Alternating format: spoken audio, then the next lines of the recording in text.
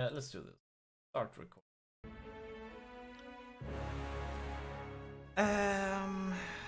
For mode for new games, we prefer normal difficulty. I'm not looking for a challenge in that regard. Normal was enough. Survival requires micromanagement and optimization of stats through items, spells, abilities, enemy air. I don't care too much about optimizations.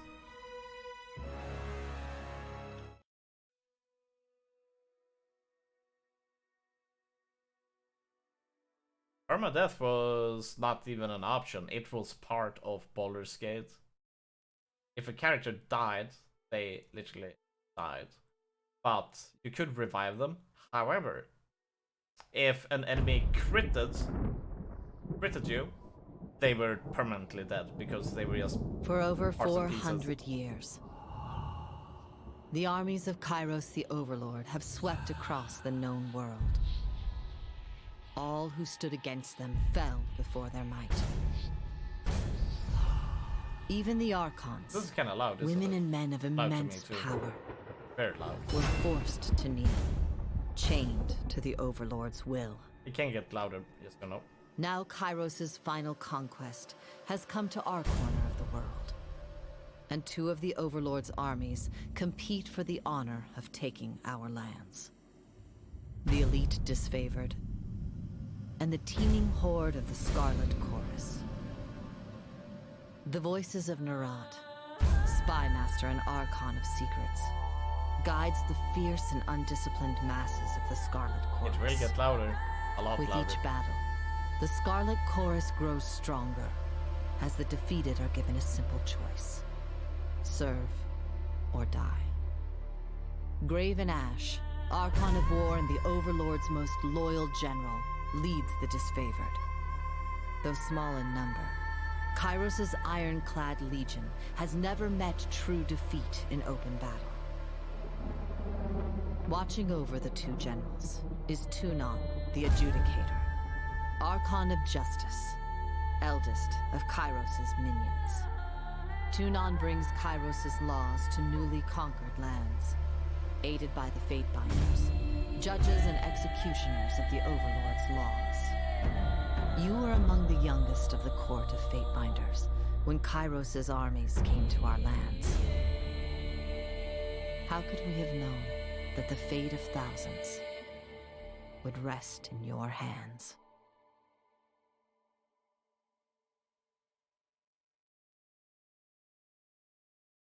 All right. So, we're going for lady character this time. Going for male character this time.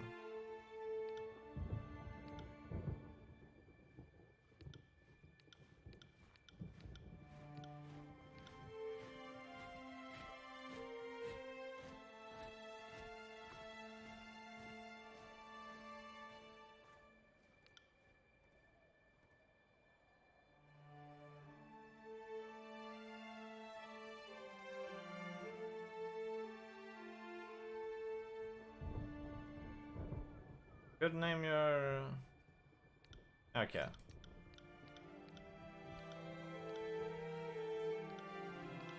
This one is taller.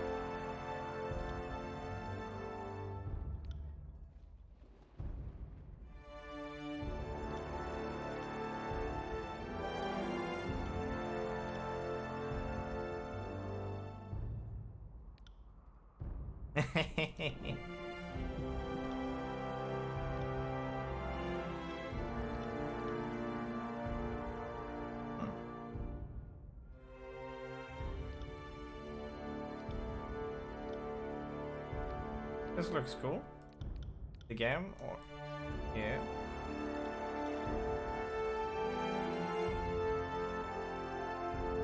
Wonder how many classes? Maybe 5, 6 at most.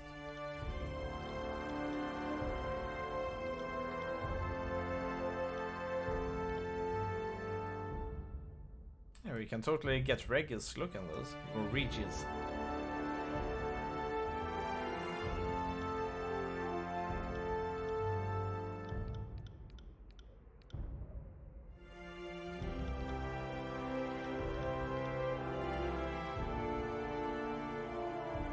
That wasn't so hard. I'm injured. Interesting. To battle! To battle! Good work! You learn something every day. Ah, got it! Quiet down! We must rest soon. Trouble is afoot. You learn something every day.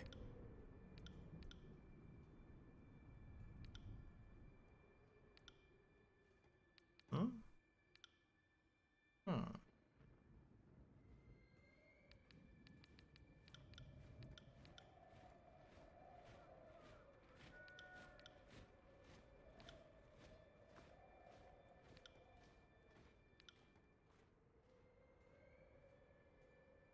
Hey, I like that tree.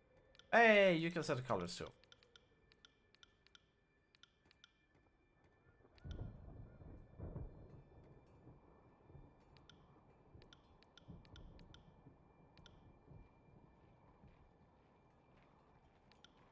Hmm.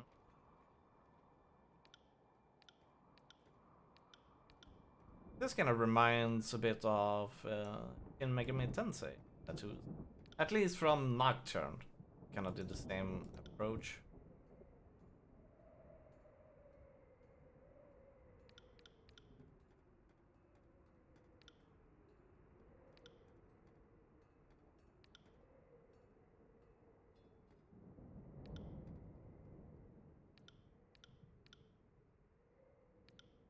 I think we'll go with this.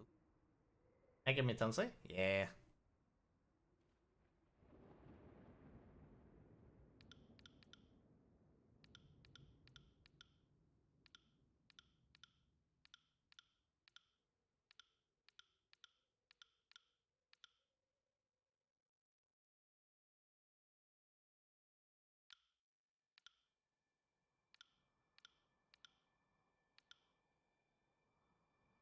I never beat Nocturne, such a fun game. Yeah, I never beat it too. It was actually my first Shin Megami Tensei game, and I had no idea about Shin Megami Tensei back in those days. So it was new to me. Very new.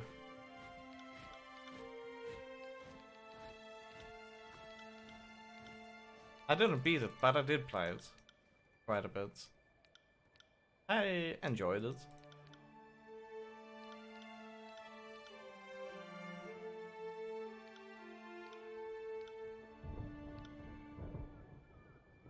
Should we play a mage? I don't think we will do a melee character in this game.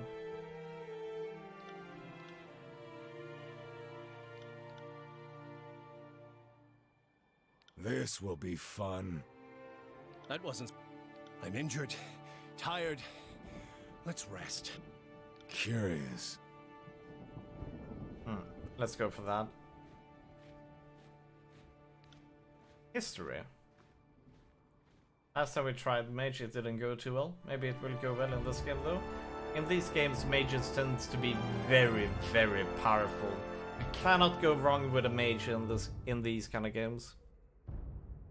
The thing with melee characters is that you will always find them in abundance, but mages you never find them in abundance.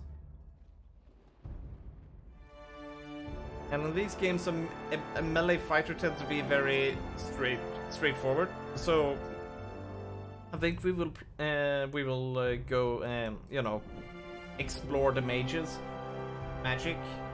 and then explore melees with the NPCs, party members.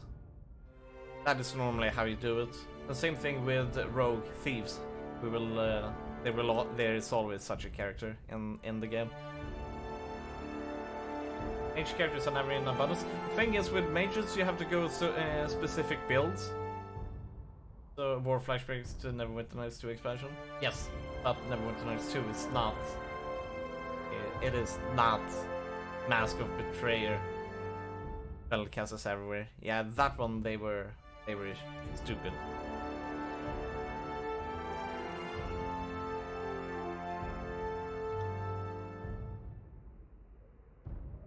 Okay, let's see here. Pit Fighter. Not wishing to pay to feed a house too, the madam that purchased your mother sold you to the approving grounds. The Northern's Empire, bloodiest, most notorious fighting arena. Given only enough training to assure the show isn't over too soon. Your natural prowess and survival instinct led you to one victory after another. There was no elegant swordplay, no formalized duels, just brutal melee, and a stench of blood, shit, and bronze with each day's gruesome necessities. It is said that any fighter that slays a dozen others in the grand melee is given her freedom. But in 300 years, only 3 warriors have ever walked away from the proving grounds. When the closing horns sounded, 13 corpses lay about your feet.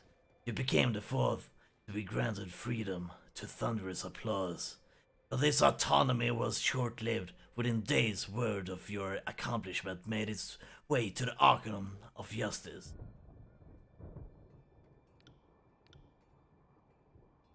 Hunter.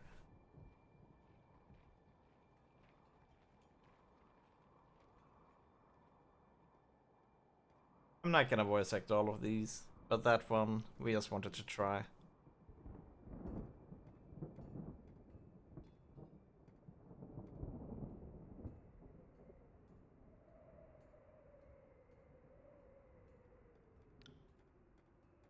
So we're not taking Hunter and we're not taking Pit Fighter. Pit Fighter was pretty cool. Noble Scion.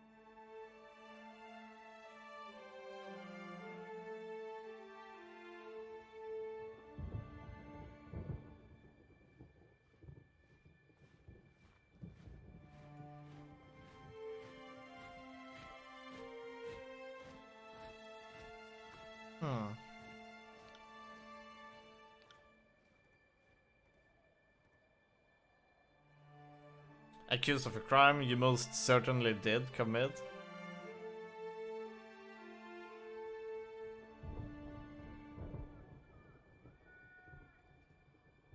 Impressed by your logic, reason, and confidence, he found you guilty anyway.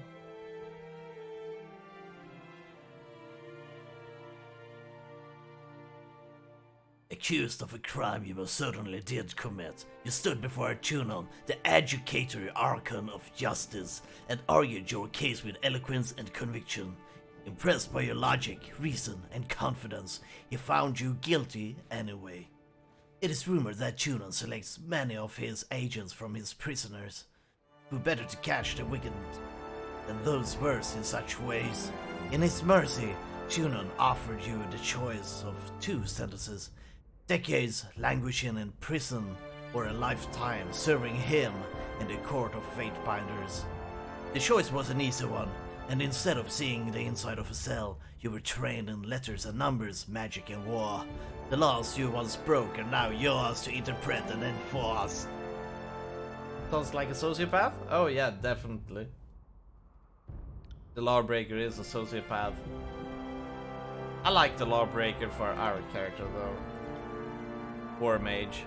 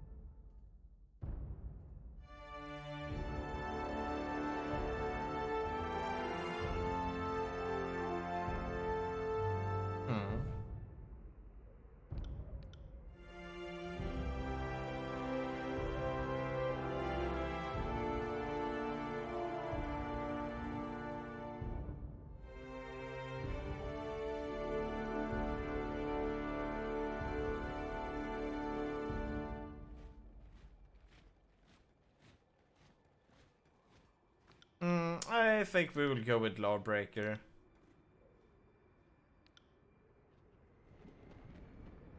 Hey! You were trained in the following combat style. Atrophy spells. Magic drains the skill and attributes of your enemies, weakening their attacks. Tappa doesn't care about loss. We're actually making an evil character. I'm not sure I want to play a good character. Let's say this. Out of all games I played, I always pick the good character. So I know what to expect from good. We are always being evil. Yes, that is because I'm going through an evil phase in games. I have pretty much gone through everything about good options, good characters, the Paragon, but I need to explore more of the evil one. I'm going through the evil phase. So we're gonna do in these games mostly evil characters because I need to learn more of what I find to be good traits or, you know, good execution of evil in games.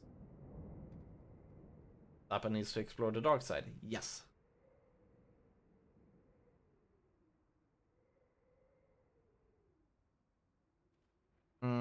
Is there fire vigor? Granting bonuses? Okay, support. Okay, so I think it's either frost or blowing enemies as well as dealing full damage. I think we're going with shock. Shock. Unarmed attacks.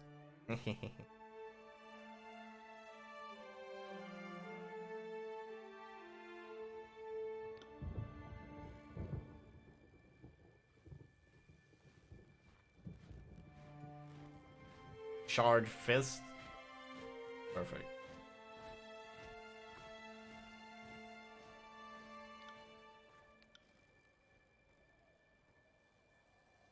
You bring a good point about how evil is done in games. Yes.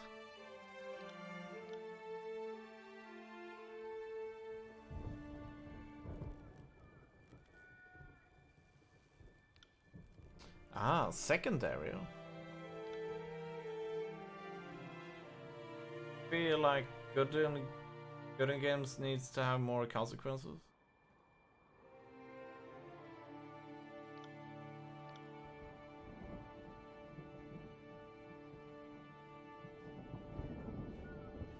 And to take advantage of you. Ah, yeah, you mean that. But that is kind of like already being done in many. Do we really want to go dual wielding? Because don't we need stabs? Should we maybe go with unarmed attacks? Or should we set up for more spells? Like vigor?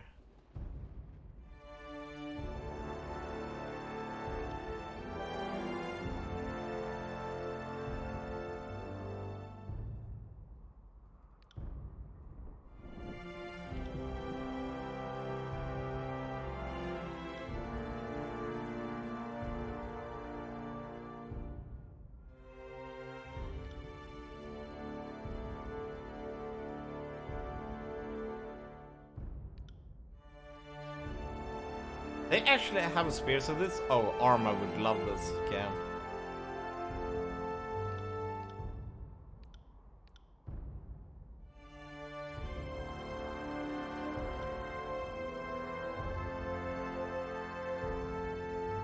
I actually spear and shield. I like this.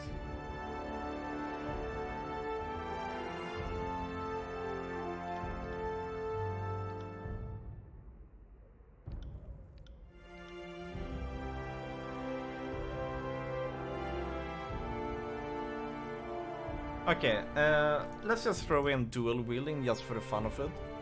But we might want to take kind of like.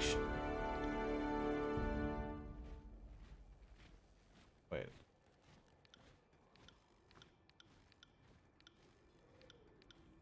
There we go.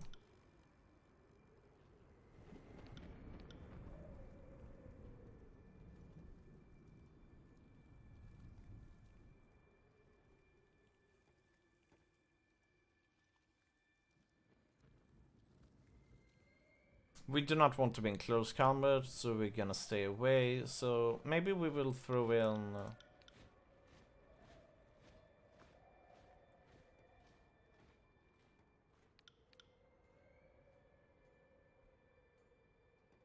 I think we will throw in Vigor.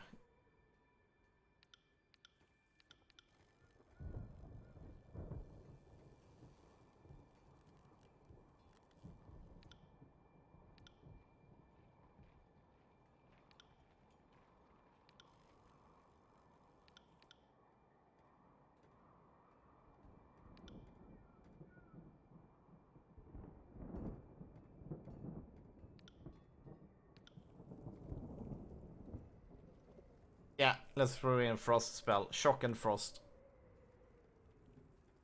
Shock. Frost. Hey, this looks a lot like Diablo.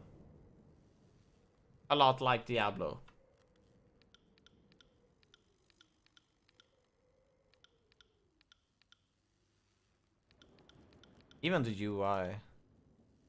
This looks like Diablo 3 to me. I guess they were inspired by it.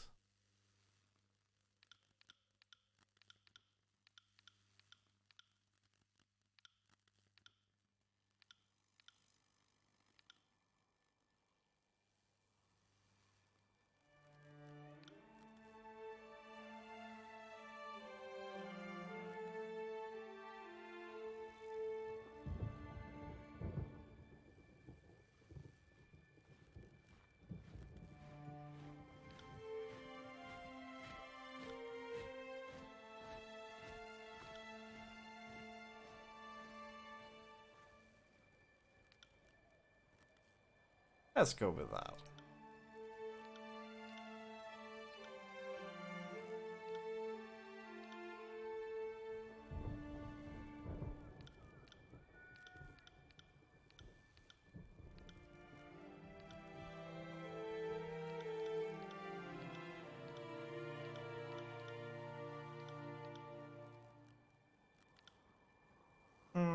We're going with that look.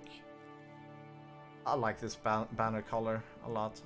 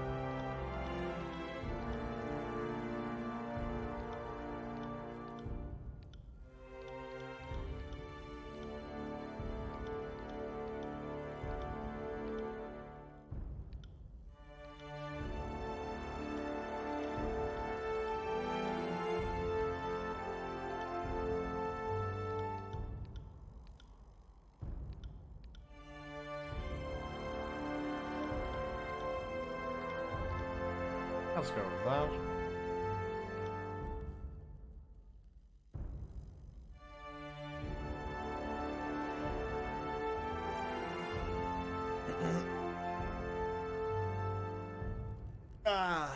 I think we're going to go with this name for now.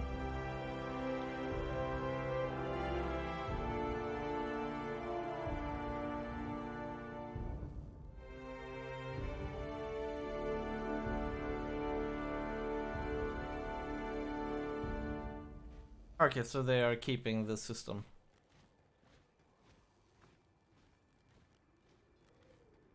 Gentle Mango? I can't run with that. I can't run with Gentle Mango. Kappa.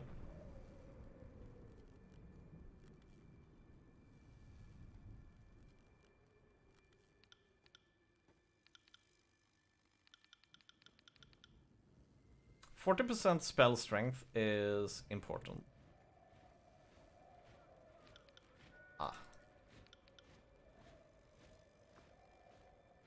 Like 40%, that is something.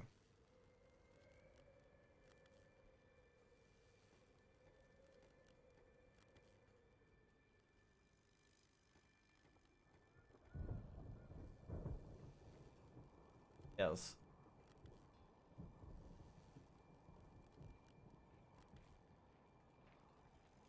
Of attacks and spells.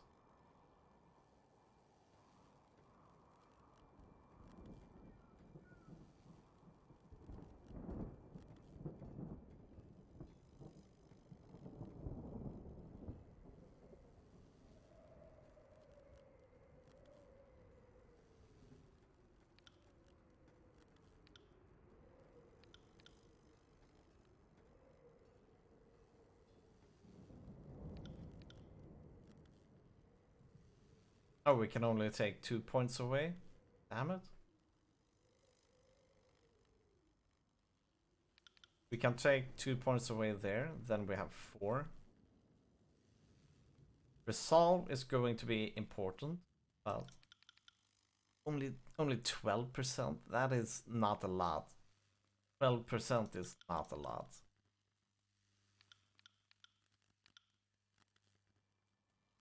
I mean, only 12% I can live without. It needs to be 40% at least, if it's going to be useful at all.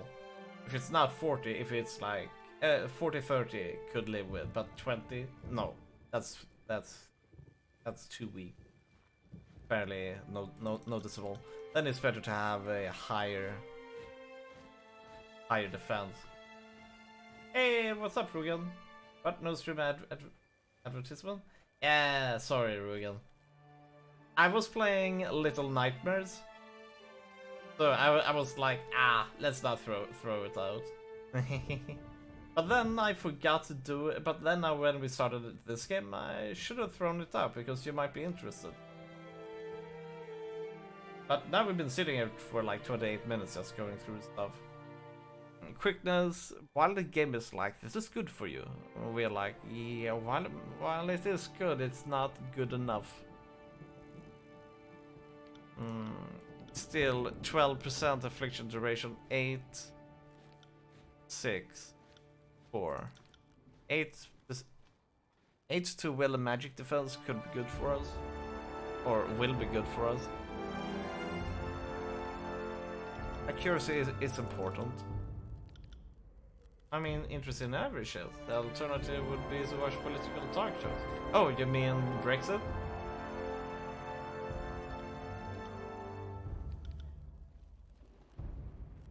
We're going to 8-8 on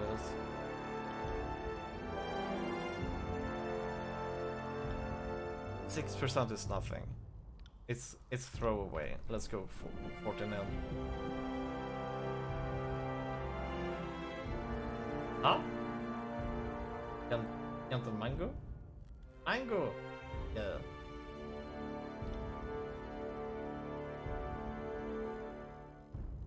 But yeah, Rugen, this game is going to be interesting. Dual wielding Lawbreaker.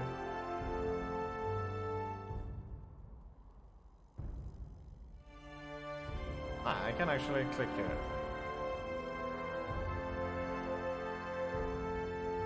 Good. Good, I'm liking this. I mean, even Neverwinter should have had this.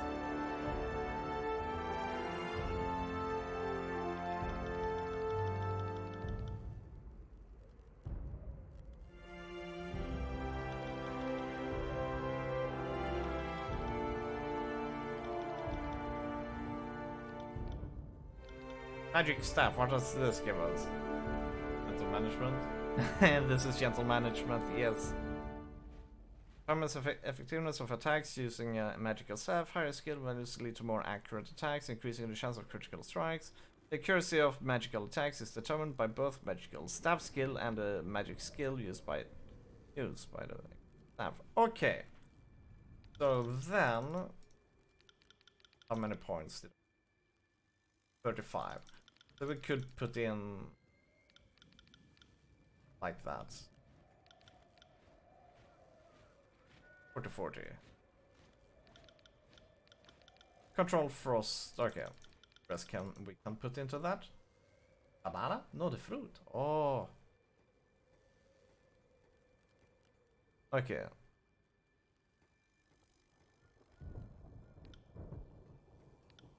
Lore? Oh, okay. This skill is strongly recommended for you because you're training a shark. Boss spells.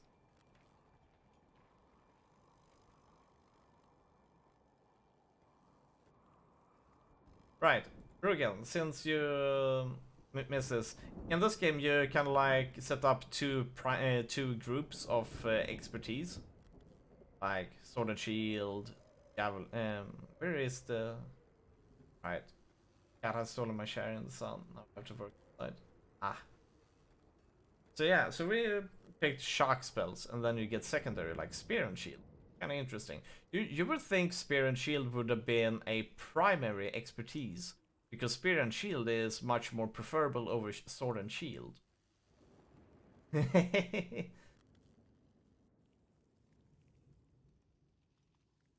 But well, developers. Okay, we have put out everything. Lore, but let's check this. Decipher information and put it together. Clues, fragments, information. The skill is critical for magic users who wish to learn new runes to power their spells. Ah! Or it's also used in dialogue to determine what you know about history of the world or to impress others with your intelligence. Oh, so lore is persuasion now. Hmm.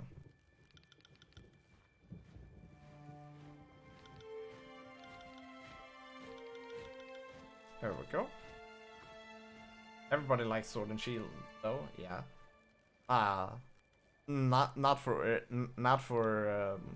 power gamers will never go sword and shield because they want to maximize their damage. So they either go two-handed sword because that generally tends to have the highest burst damage, or they go for dual wielding. No, not that often dual wielding. Not do. At least if we're talking World of Warcraft. Yappa. How do you continue? Conquest. Quick start. Conquest.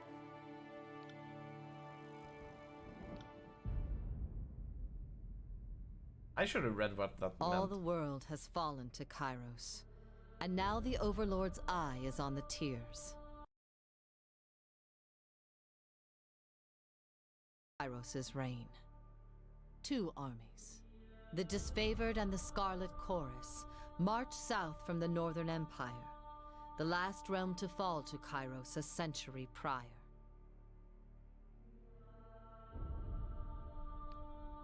In the early days of 428, Kairos' armies arrive at the Gates of Judgment, the mountainous border that we Tearsmen so long believed unassailable.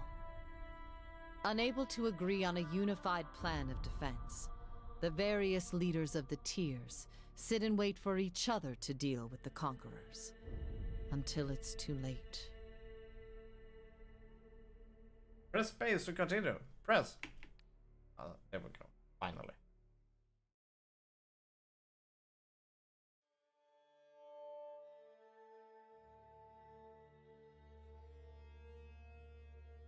During the conquest, you will decide your character's actions during Kairos' invasion years, shaping the world through which you will adventure over the course of the game. Each choice you make affects your character and how major factions of the Tears respond to you. Your decision matter. Choose wisely. Okay, so this is kind of like world building mechanic, set up how the board will look like when you start playing the game. The Bastard City. The Bastard City stood on the northern border between Kairos Empire and the Tears. Okay, I can't do that voice. It tickles too much.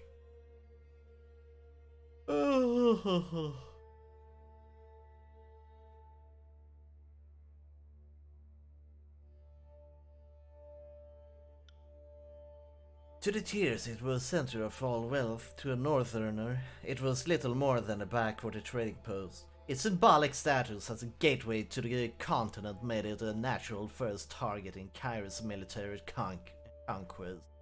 Circumstances were ideal for you to prove your worth as a soldier in Kairos' armies. Taking this city would send a message to the rest of the Tears. Kairos will will is insurmountable.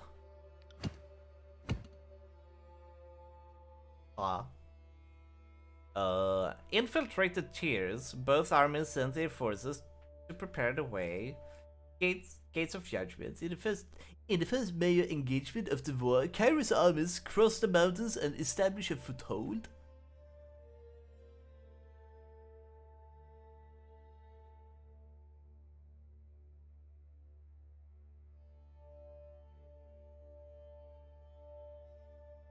Now you sound German. How do I sound German now? Oh, please.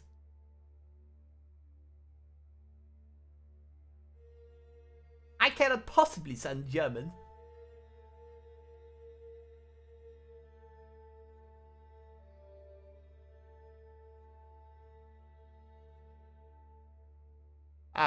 Gates of Judgment.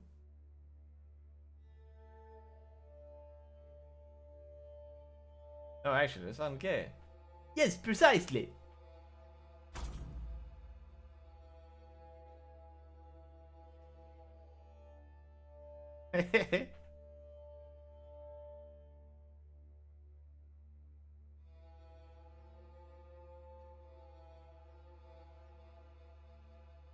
History would remember the Gates of Judgment as the first battle of the conquest, but the real combat unfolded with advanced units of both armies preparing for the coming war. Disfavored and Scarlet Chorus each had a plan to infiltrate the capital city. Which army did you join? Conscript enemy fighters for the Scarlet Chorus. Scarlet Chorus are like the Zerg, it feels like. So we will go. Who will we fight for? Hey, right, we were supposed to be evil. Yes. You joined the Scarlet Chorus as they raided villages and small towns, conscripting every able-bodied man and woman into the army. The voices of Nerat emphasized the rewards of conscription and enslavement over wanton bloodshed. Oh boy, I cannot totally do that voice. I really love that voice, but... Or at least the way it is when you yourself talk. I don't know how it sounds like. I just like it. The howling mobs of the Scarlet Chorus found easy pickings among the villages and frontier towns. Rallying an experienced gang under your control, you flooded the unprotected settlements with a deluge of bloodthirsty soldiers, rounding up the innocent for merciless rites of conscription. The young and the infirm alike received makeshift weapons, and examples were made of all who challenged your forces. Bolstered with fresh recruits, your army gathered strength for the invasion to come. Felt like you could do that voice naturally when you were sick? Nah, I couldn't do it at all. Oh, right, you mean like that? Yeah, I kind of sounded like that. I didn't even have to distort my voice. It's fine, Adrian. Potato. The bastard city resident fire mages threatened the first leg of the conquest. Kairos forces put a stop to their unchecked power. You found an ally within the city to prepare the way for the approaching armies.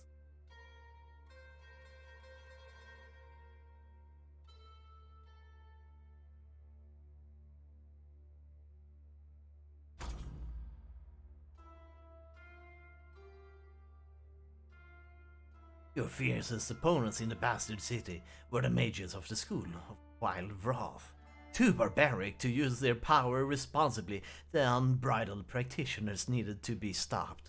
How did you trick the hot-tempered mages into their own undoing?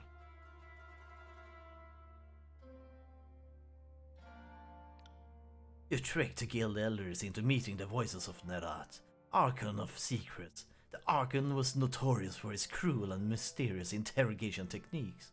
The mages were never seen again.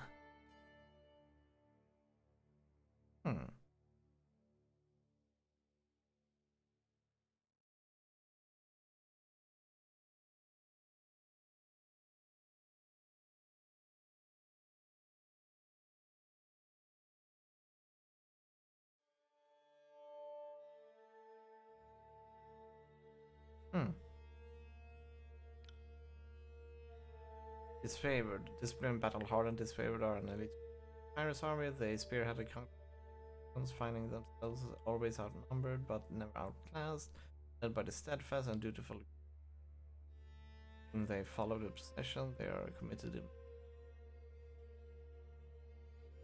Let's go with voice of Nerat. There were a few who could describe what horrors the Archon of Secrets visited upon his enemies during the conquest. Whether the elder mages knew little of the Archon's reputation or meet with him out of curiosity didn't matter. Once the flap of the Archon's tent closed, none of them were heard from again. Save for a strangled cry of alarm that ended just as swiftly, leaderless, the school of wild wrath fell into disorder, and their remaining members were slain by the disfavored or conscripted into the Scarlet Chorus. Your tactics of infiltration placed you in the bastard city, ahead of the main armies. Your work softened the city defenses for the arrival of Kyra's forces, but you wanted a decisive gesture that would give your allies meaningful advantage. How did you assist in the fall of the bastards?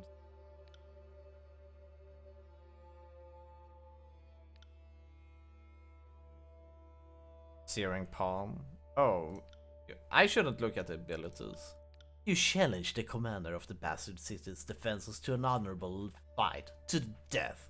Oh, honorable fight to the death. The disfavored wish to spare soldier lives for the battles ahead and civilian lives for occupation. Spreading the word of Kairos, you converted the poor and disaffected into a hidden army of the Scarlet Chorus. Once the dust settled, the army wished to bolster their troops with these sleeper cells. Keeping to the shadows, you eliminated the leaders of the bastard city one by one.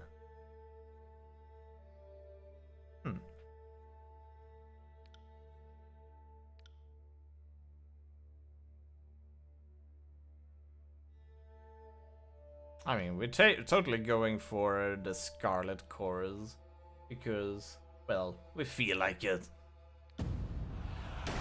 It didn't take much convince the bastard cities downtrodden that Kairos was a superior power. You armed them with weapons and knowledge of a signal, and you would race when the time was right. As the armies appeared outside the walls, you ignited the spark that fanned their anger into a full-scale riot.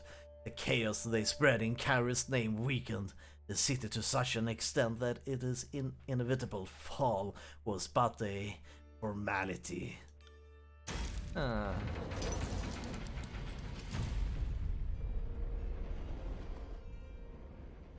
Man, these kind of like takes are so brutal.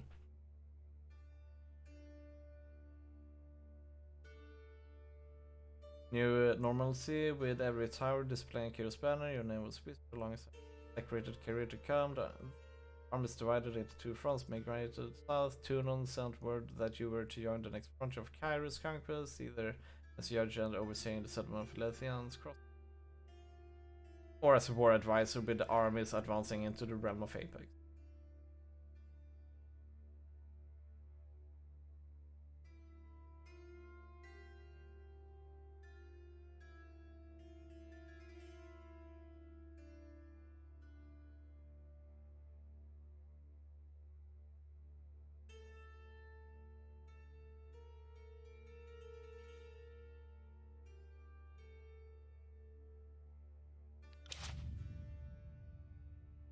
Right.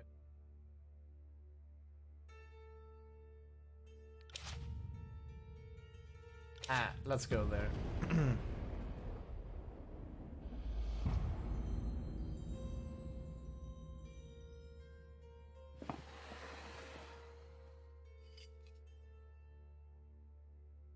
Years ago, Lethian the Bold founded a small merchant town at the intersection of an ancient old walls. A pact between the settlers and the mercenary company meant that caravans were able to travel without fear of bandits or bane.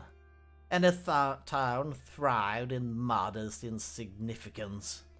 Lethian's crossing drew Kairos' attention for the iron deposits in the surrounding hills.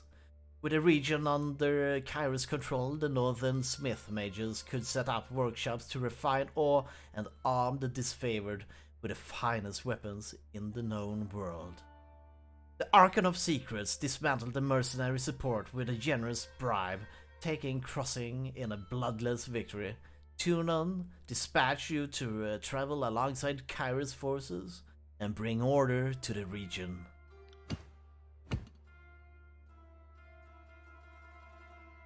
The cult of Sirin. The iron must flow.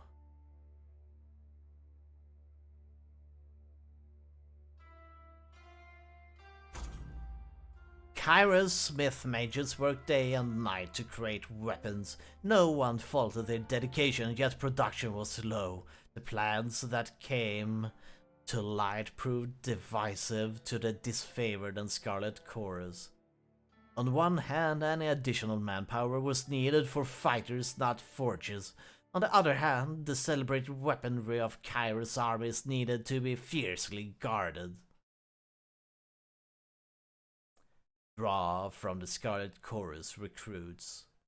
Conscript a tribe of beastmen. The Scarlet Chorus took refugees from the recent influx and forced them to serve Kairos' military. You repurposed these individuals to haul wagons of iron for the smith mages. This proved an inconvenience to the Scarlet Chorus, who relied on their force of numbers to be effective on the field.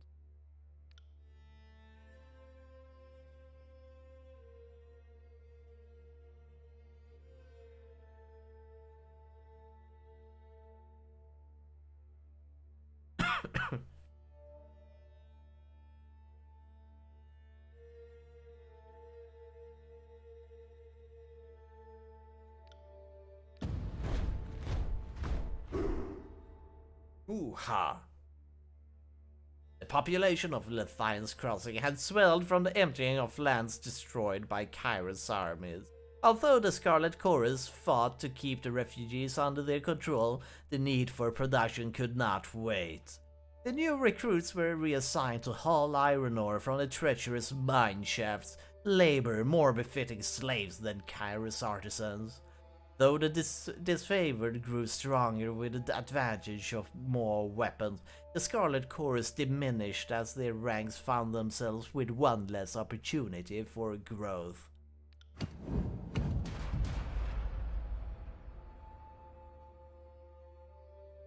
A Guardian's Due.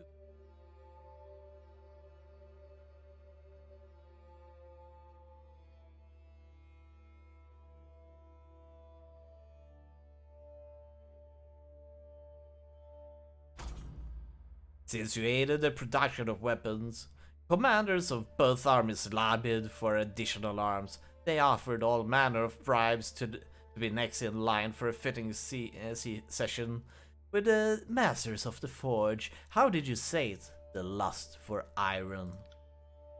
You gave iron arms to the Scarlet Chorus commanders, knowing they pay very well for any killing tool. Weaponry of such acclaim was typically reserved for the highest disfavored officers, but you were open to changing tradition under circumstances.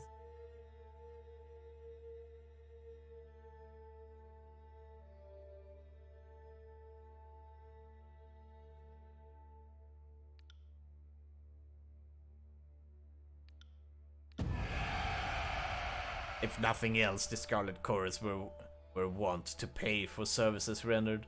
As a reward for arming a notorious gang boss with the finest weapons, horde soldiers around camp found excuses to palm you rings or other valuables. Throughout the Apex campaign, you could hardly cross from one end of the camp to the other without your belt string jingling a personal anthem of wealth. The disfavored watched the chorus lieutenants parade about with bravado, themselves disgusted by the display. Tragedy struck when a mercenary hired by the voices of Nerat injured a forge-bound artisan, leaving him unable to practice his craft. Tunon ordered the mercenaries to leave the city in hands of Kyrie's more responsible servants. Only a token garrison could be left behind while the armies returned to the front. As the disfavored and Scarlet Chorus showed increasing tension and hostility toward each other, Tunon decreed it best that only one force controlled the crossing. Alright. We are totally going for the Scarlet Chorus. The Scarlet Chorus flooded Leviathan's crossing with overeager, undisciplined recruits in the first few days of occupation. Settlers suffered under rapid theft, murder, rape, and arson. By the following week, the horsemen who sowed chaos for personal gain were dead, strung up by the more disciplined half that took up the reins as the self-appointed bosses of Leviathan's crossing. Damn.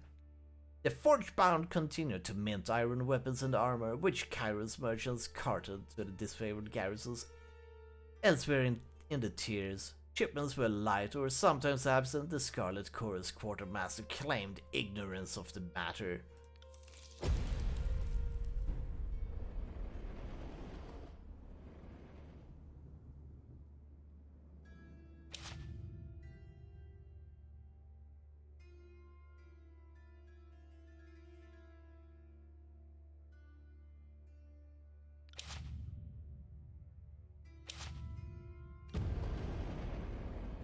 Here we go then. Year 3 of Kairos Conquest.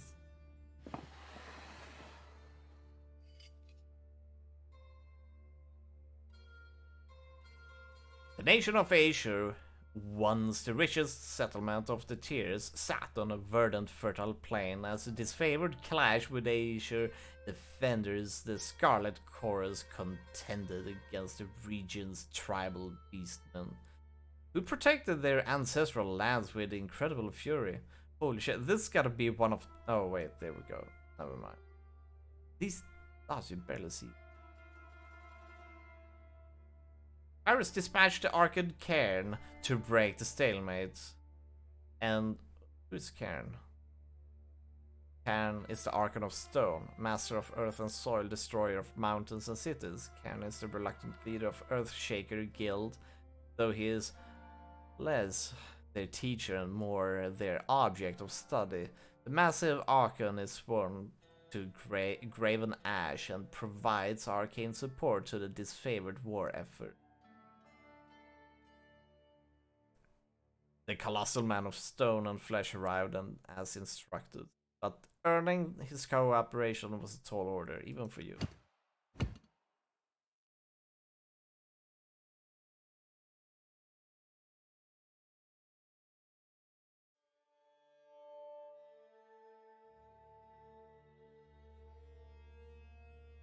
What is this? Cairn, the Archon of Stone, carved a deadly path through Asia, using his powers to blight the land. The Scarlet Chorus complained his tactics left no farmland to feed a growing army. Since Cairn marched with the disfavored, the Scarlet Chorus held the legion responsible for the destruction of the lost harvest.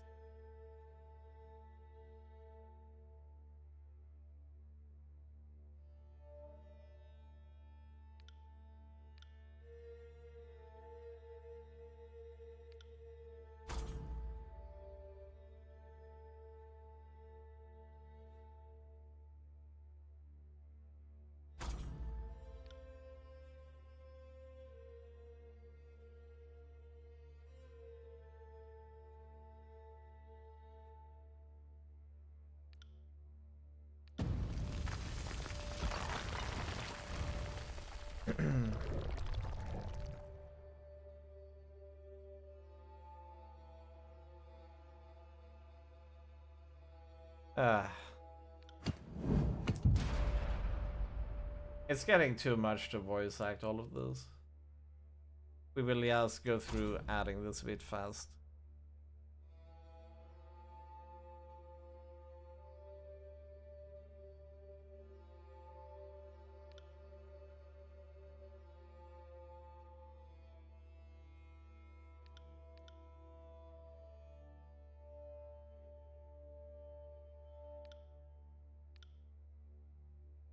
But I kind of like this as a mechanic. I mean, it is kind of cool. In a way, this you get a lot of world building to the player as well, or to the reader.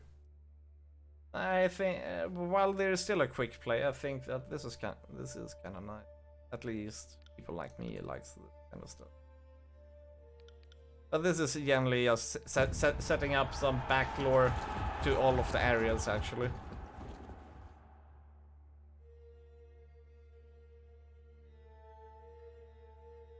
I think, Rugen, you would have preferred to have these as quests in the game where you play them out as riots, rather than do it like this.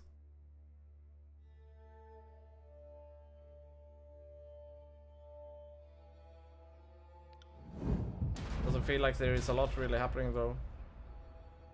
Yeah, it's not too much. This is you're not supposed to slug through it, you know, this slowly as I'm doing. This is just supposed to be a bit fast.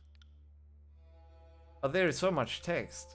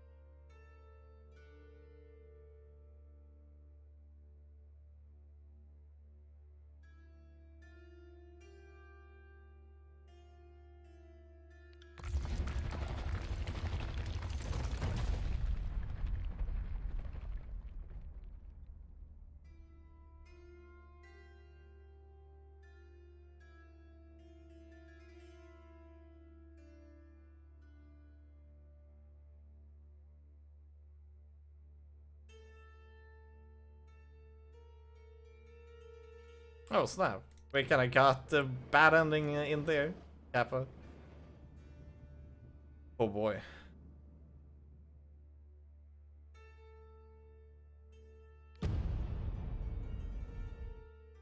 Ah, interesting. We destroyed an entire area. It's now just a barren wasteland of stone and quakes.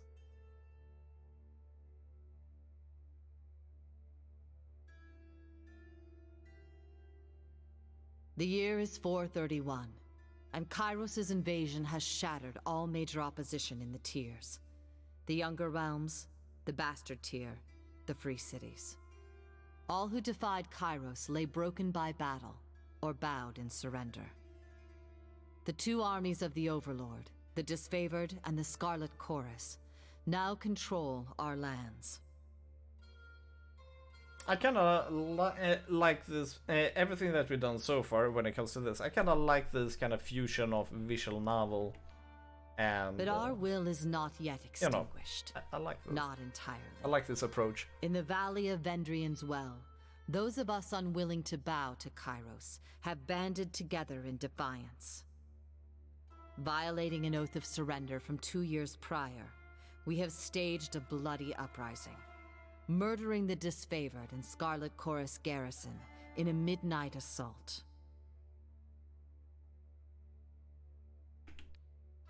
With their main forces spread across the tiers, the Disfavored and Scarlet Chorus redeploy to Vendrian's Well to crush the resistance.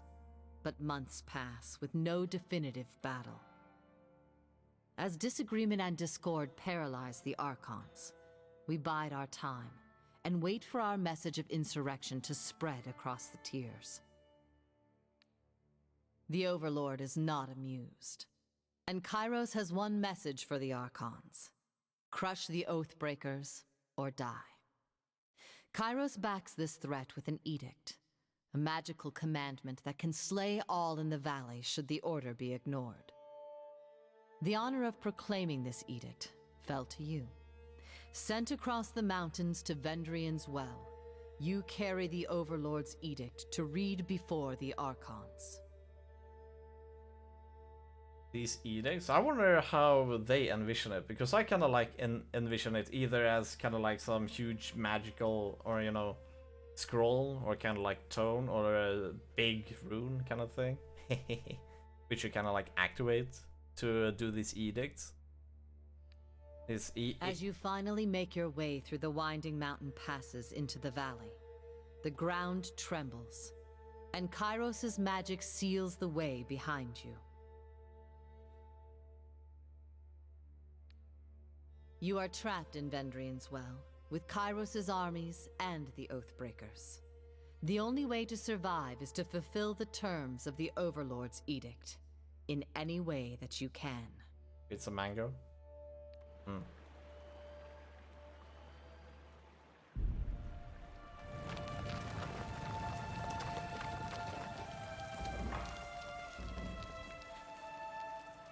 On it.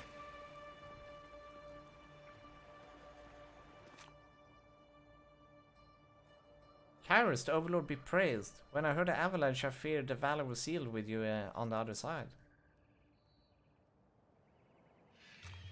We were told the Fatebinder was coming, and though our commanders will not say why, it seems obvious. Graven Ash and the voices of Nerat can agree on nothing. Least of all, battle plans to wipe out the Oathbreakers. I trust you bring orders from Tunon that will break this deadlock. I come bearing an edict of Kairos. Our soldiers will complete their task or die.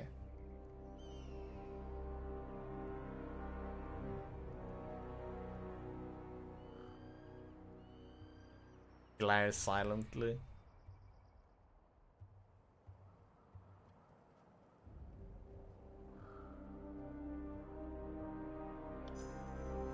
Your senses see more than mine, good Fatebinder. I do not pretend to know about such things, but if that was Kairos' magic, and you're here on important business, well, you don't have to be the Archon of Secrets to guess that you're here to proclaim an edict. What does Kairos have in store for the enemy? 10 years of festering plague? An edict of twisted bones? I come bearing an edict of Kairos. Our soldiers will complete their task or die. The edict is leveled against us? Her eyes widen with fear, her posture slackens. But the Scarlet Chorus prevents us from taking action. Why would the Overlord punish both of... Forgive me, it is not my place to question. We should have conquered the enemy within weeks of arriving in the valley. The delay reflects poorly on all of us.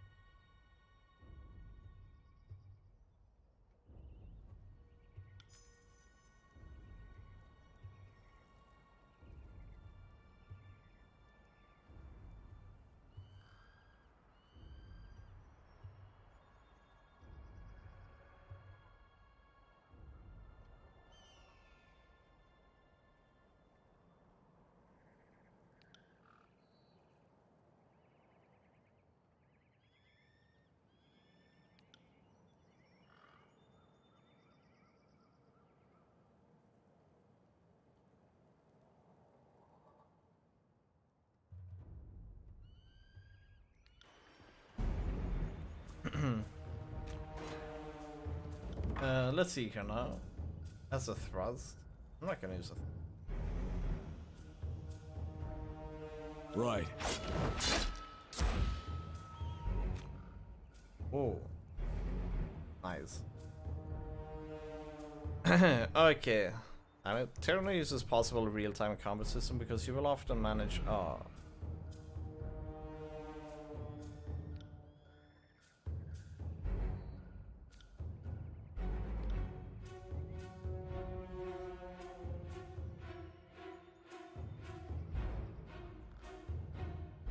Oh, right. Yeah, when a character is selected to Selected their ability bar displays their hotkey.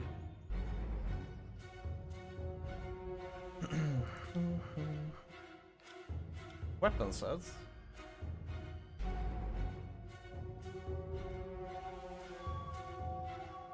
I don't have these.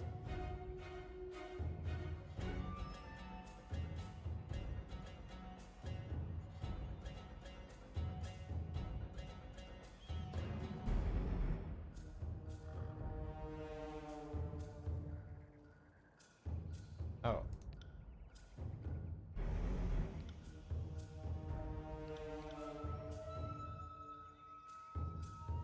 Okay.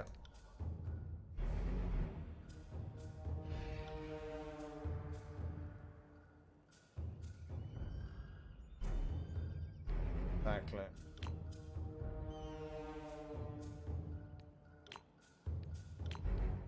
There we go.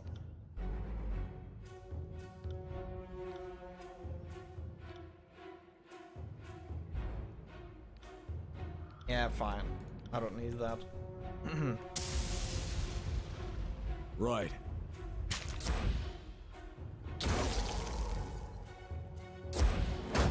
Oh, so you don't have mana? Oh, I gave.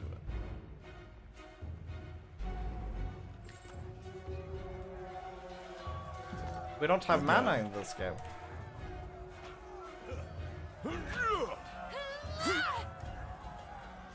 Can't do that. Sorry, can't.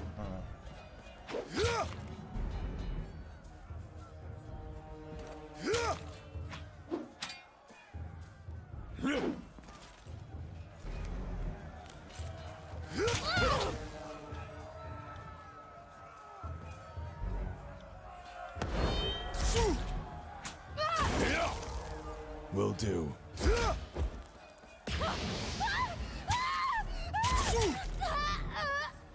we AFK for a bit? Okay, I'll be back watching him now. Yeah. Have a good one, Otome, and I wish you luck.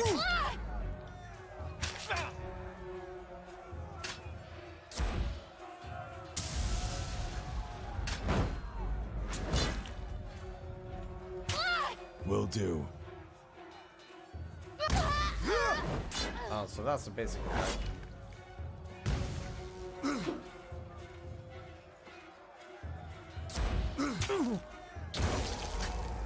Right.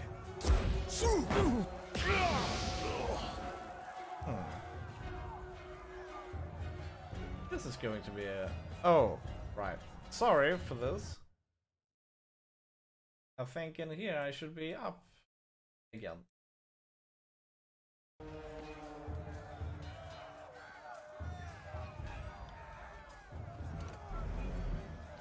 Right.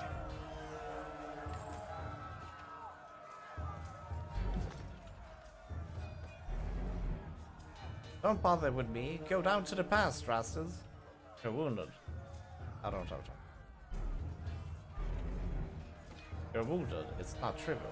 It lasts 2 to 3 occasions. This? But a scratch. I've seen twice as worse 10 hours.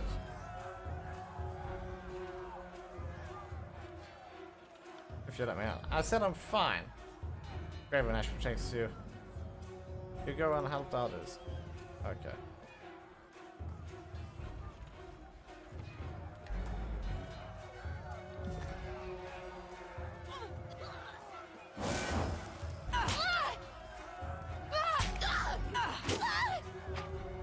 Try and catch me, worm.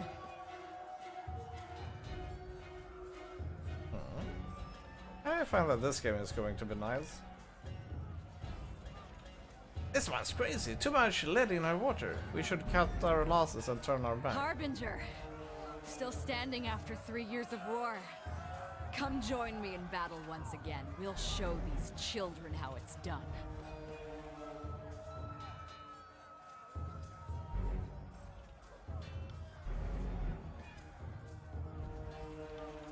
Look at that. Future crow I see as a crow flies. Right. Oh, I'm rooted. Ah, that sucks. On it.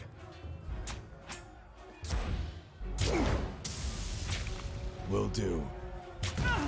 Will do.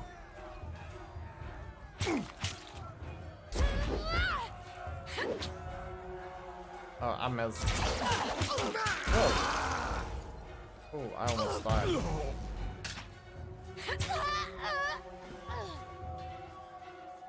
Fall before me! Will do. Dang. Phew. I can tell you didn't spend the conquest in a diplomat's tent.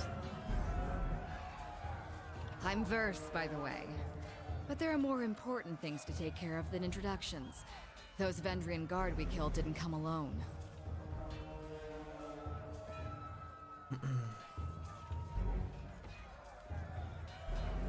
The voices of Nerat told me to intercept you at Edgering Ruins before you busied yourself solving all of the camp's problems. Guess I was too late. You're due for a meeting with the Archons, but we should handle the small matter of this ambush first. My guess? The Vendrian Guard are testing our strength in battle, learning how we perform before they organize a real offensive. That, or they're really, really desperate to get beyond the mountains and couldn't wait until nightfall.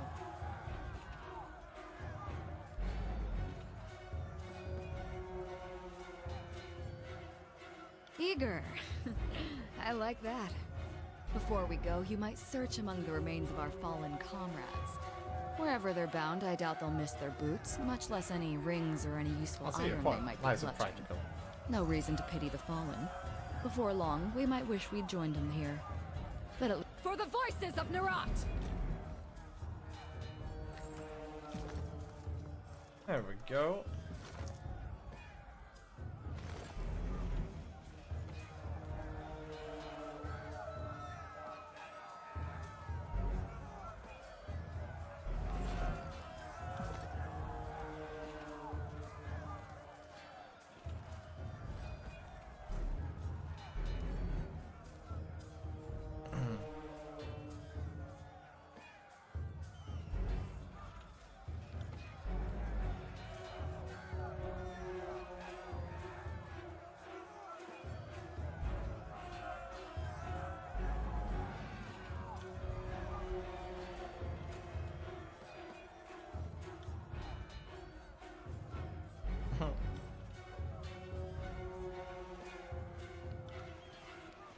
All right.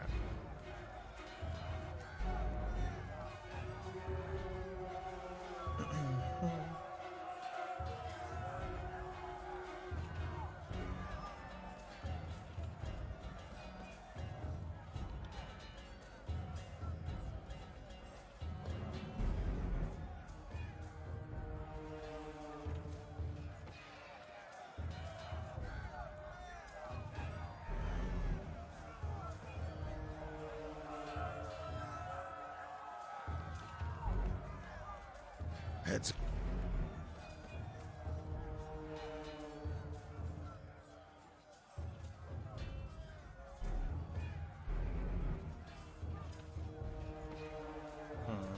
No, we can't do that.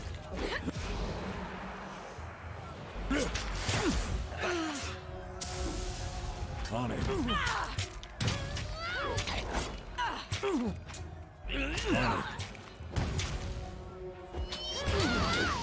Bleed out, you little shit! On it.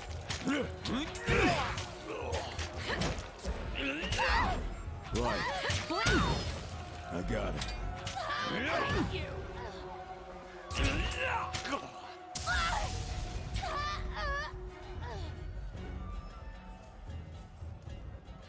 There we go.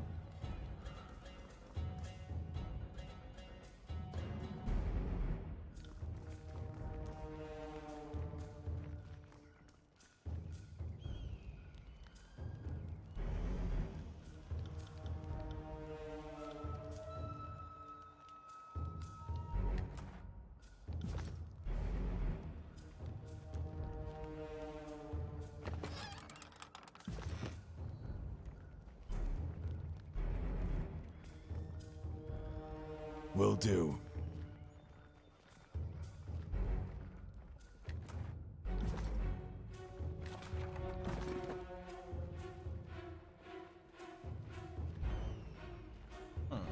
game is going to be nice to play.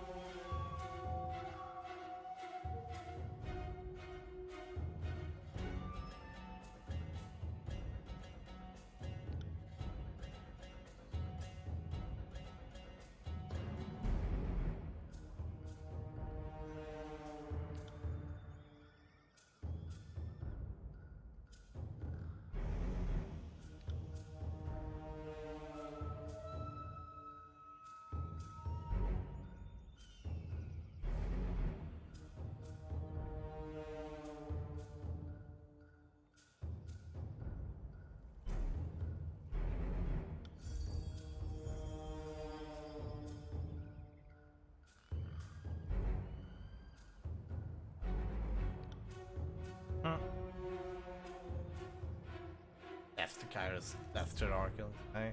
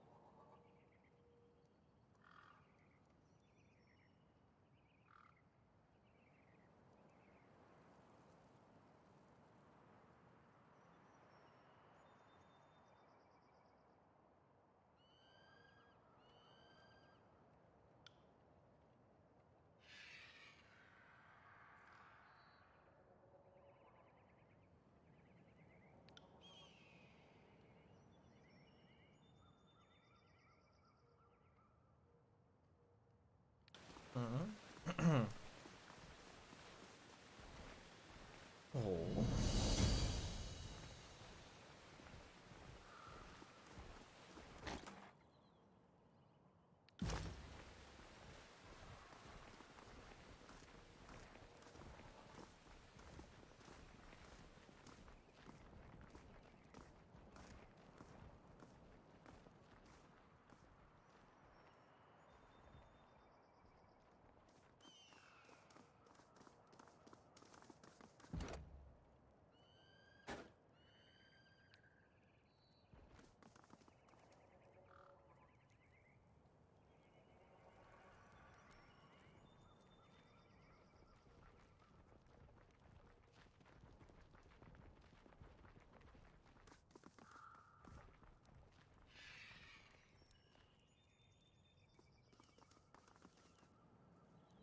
Hmm.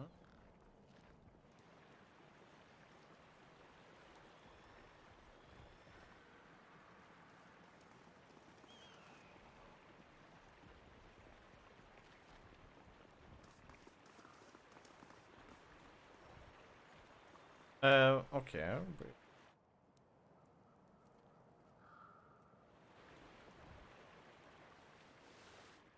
Wait. Ah, here we go.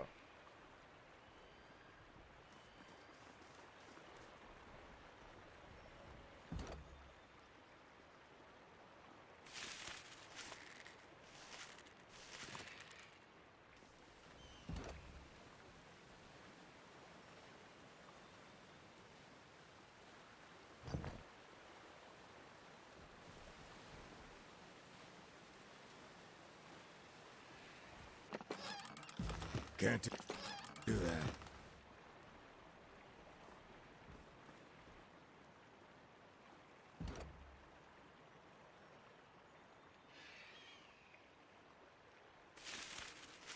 Weeping Mother? Huh.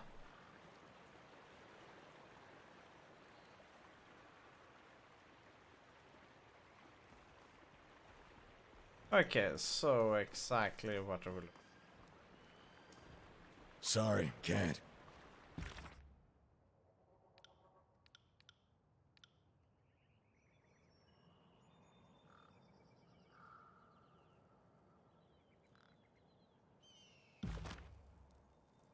Okay, we are supposed to walk somewhere, maybe here. There might be an exit.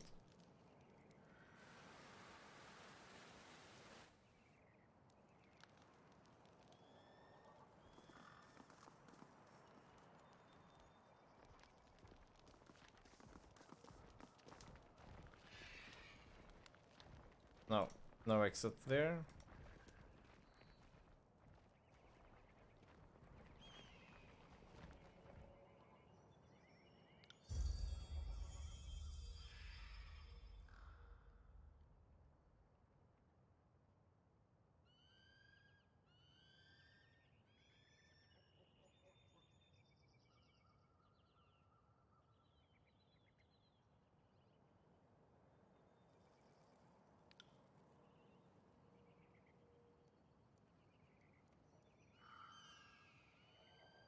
Looks a lot like the Infinite Engine, so much that I think it is indeed. Really? I think this is the Pillars of Eternity engine, but modified. You know, Obsidian made their have blogged, have put on YouTube a bit about their engine and stuff, and I think this is a modified, improved version of it. It feels a lot like it. But yeah, you could say, in any case, maybe you could call that new engine they made as Infinity Engine 3. It probably goes under a different name. The name should be on Wiki, I think, on Wikipedia and such, or Pillars of Eternity and both Tyranny as well. Because they are pretty open about that kind of stuff.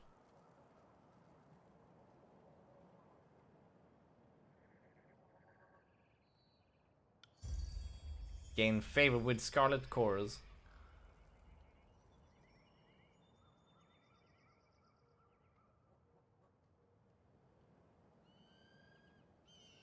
Yeah, I looked it up. Unity and the Pillars version. This is Unity. Huh.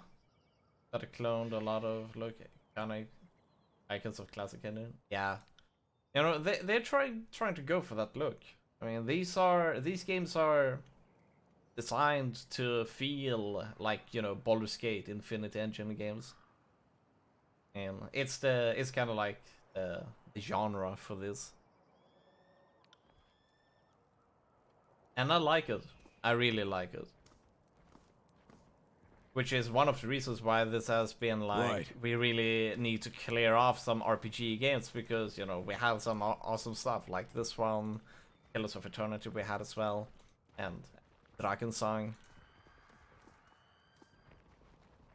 But the only reason why we went with this game before Drakensang prequel is that first, this game is like 20 hours long. I'm not sure if that would be entirely true, but that's one reason. The other is that this game is complete, kind of like, mystery to me. Well, it is Obsidian. They didn't really try to emulate it. They were basically the people who invented that look. Yeah! Definitely. Okay, are we supposed to talk to someone special here? Conqueror's Will. Make your way to southeast through Edging Fort Travel. Can I go through here now? No, it's still blocked. Okay. Here we go. I don't think I can walk there, actually. No. Or have they unlocked here now? I don't know how to leave this place.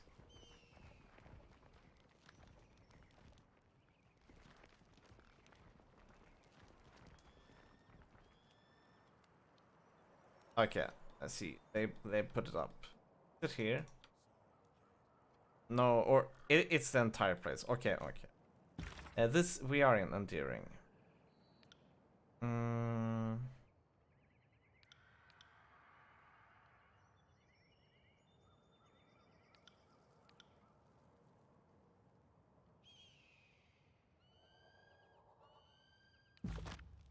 I probably have to talk to someone, and they're like, "Oh, do you want to leave?"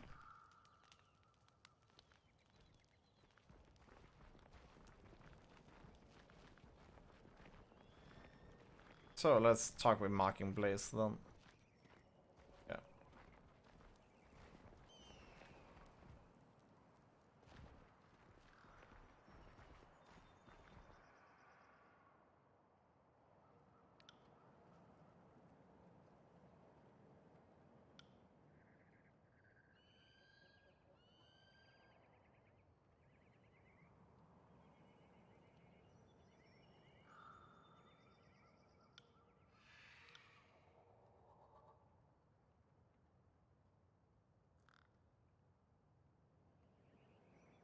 Cursory already indicates this motion is granted unlimited rights to trade and logistics, and we're not supported.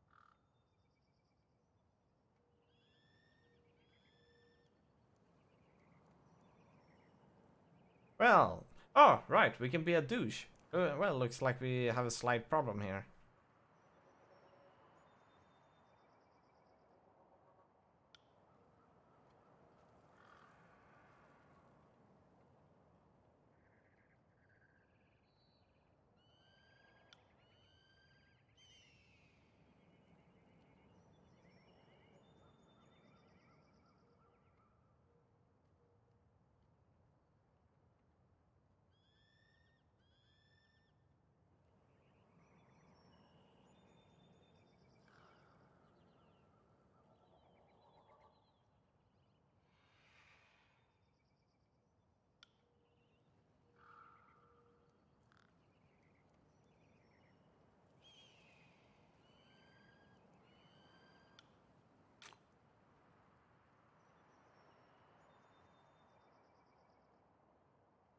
Hey, they still do camping supplies, I see.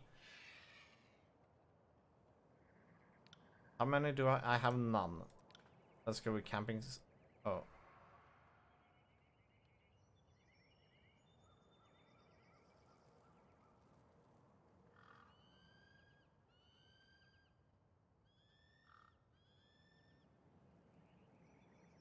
Isn't that my money?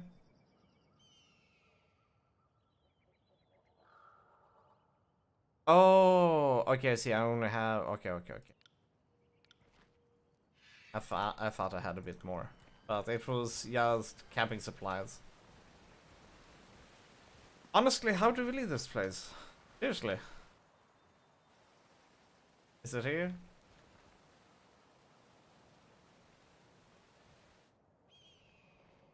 Huh? Oh, there it is. Okay, we found a way out. Totally did not see that.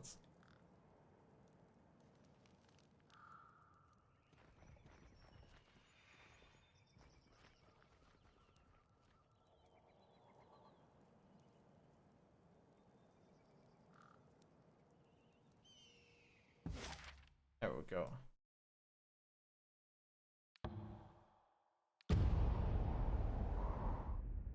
Hmm.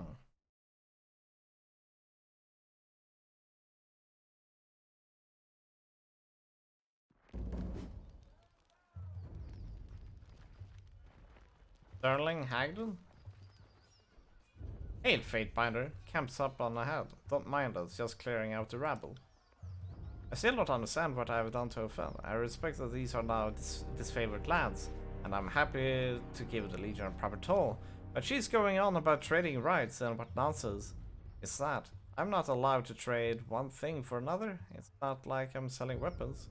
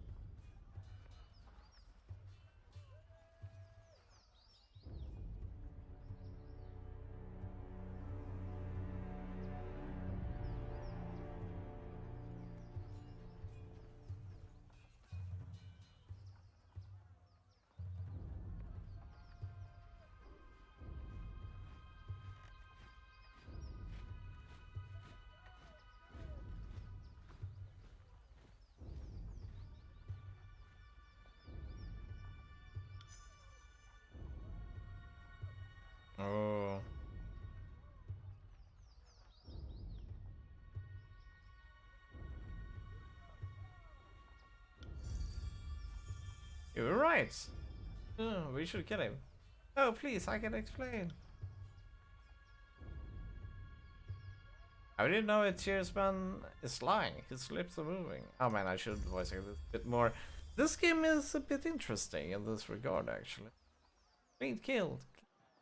I would have done a better job of it, but I don't begrudge your carrying favor with Ironclad.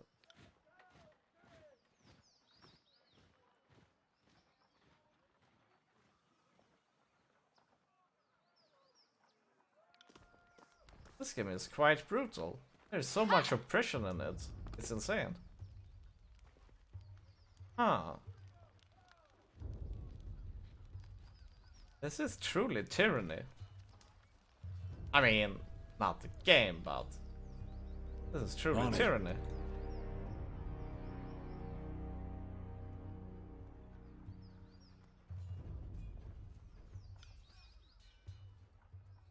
Voice of Nar told me that you have come as a mediator. Considering the source, well, I can't help but feel I'm only hearing half of the story, so let's have it out. What's so special about you? I'm here to deliver an edict from Kairos. That makes sense. That makes a crazy kind of sense. Considering how long the siege has taxed the armies, I can understand why Kairos would send you with an edict. Speed things along. Have you read it? Do you know what it says?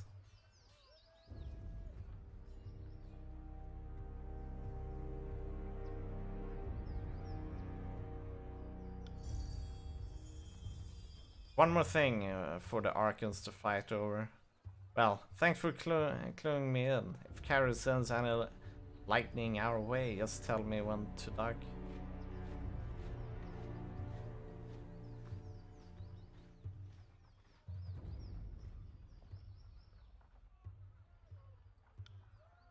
Only that I could find you in Edgering Ruins, truthfully. I could have picked you out of a crowd. You're the only one of us who has to spend the last few months bathing in the stink of Matani River.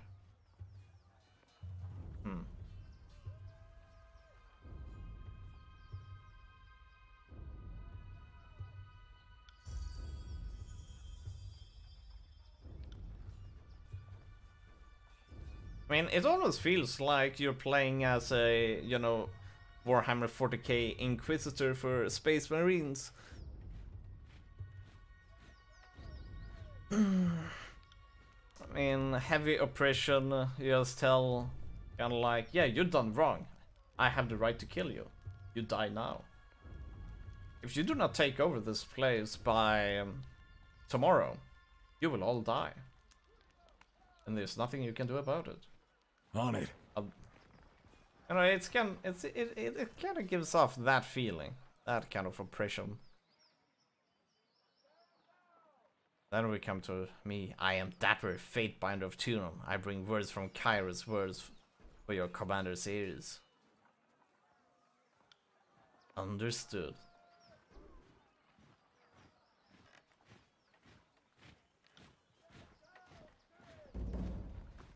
Hey, about saving the game.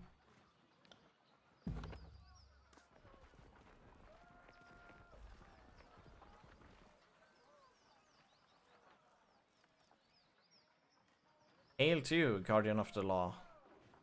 If you have excess rings weighing you down, best unburden yourself before the battle.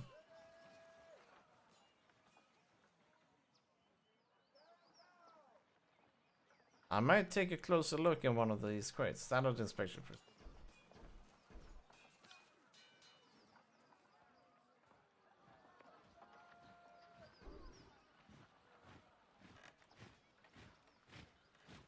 Lie. Smells like petal grass in here. Have you been selling something you shouldn't?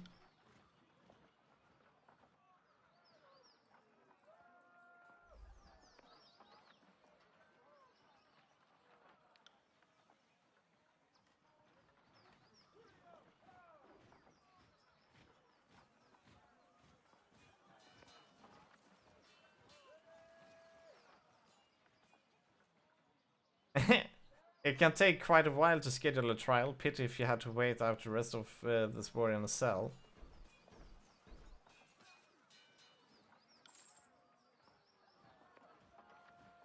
Oh boy.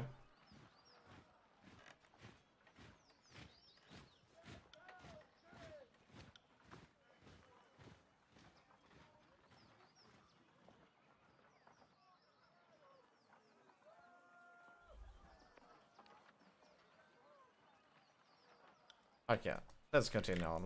We're progressing so slowly here. Hey, let's talk to Barrick though.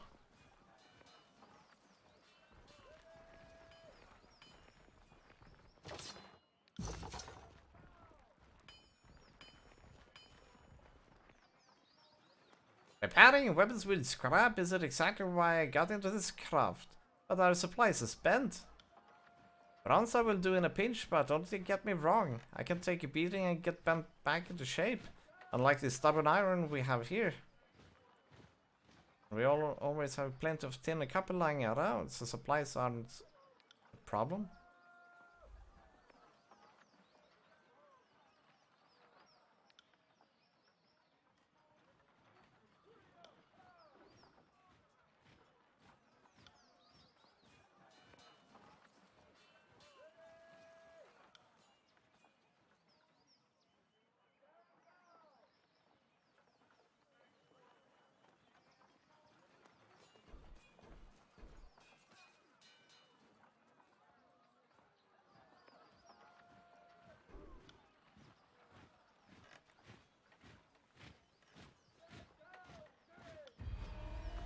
Oh.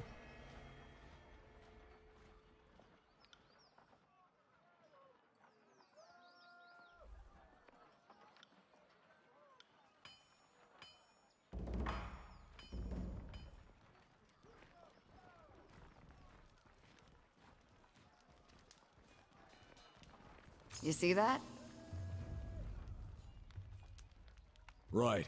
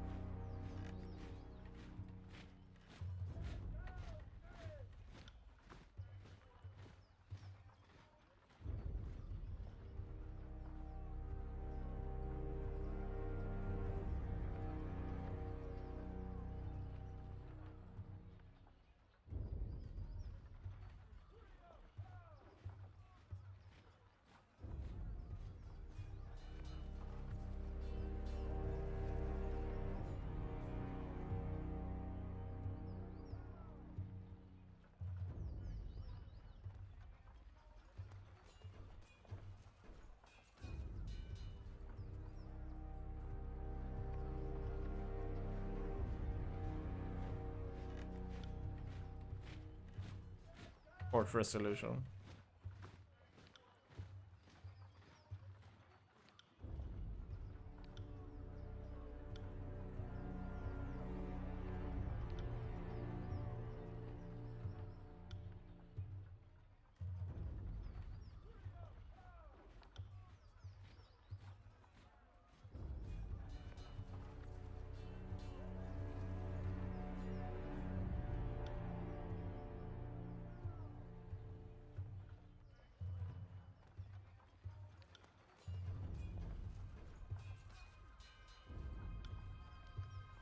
Will do.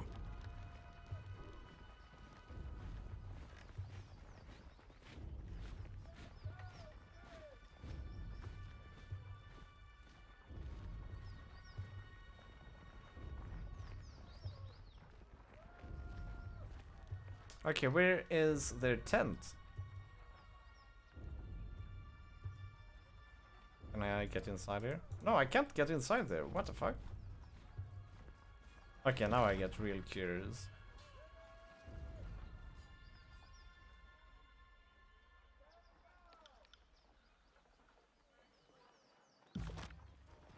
Oh, so the Archon is... Wait, there we have it.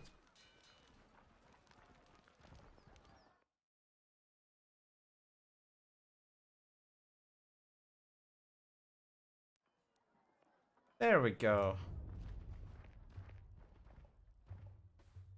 That's 4 reports of avalanches in the mountains now.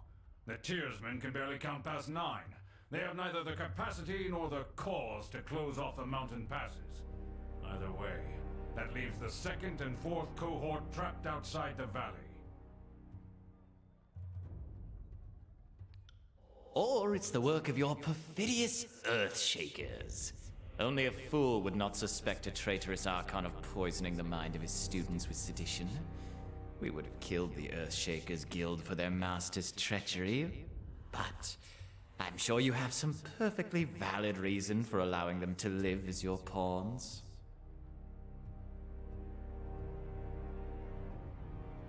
Hey, watch yourself. When these two get going, you don't want to get between them.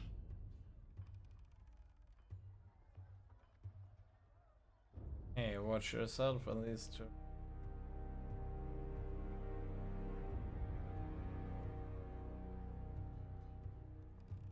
I always know you've run out of things to say when you resort to mocking my vassals. If we are to speak of treachery, why is it that my scouts see the Scarlet Chorus warriors defecting back to the Vendrian Guard?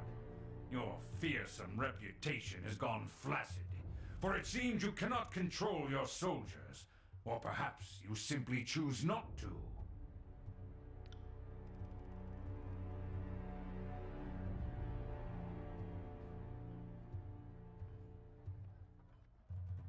Speaking of strategic failures, who was it that insisted the valley would need only a token garrison? For some strange reason, we can't seem to recall which balding halfwit grossly underestimated the enemy. Thoughts?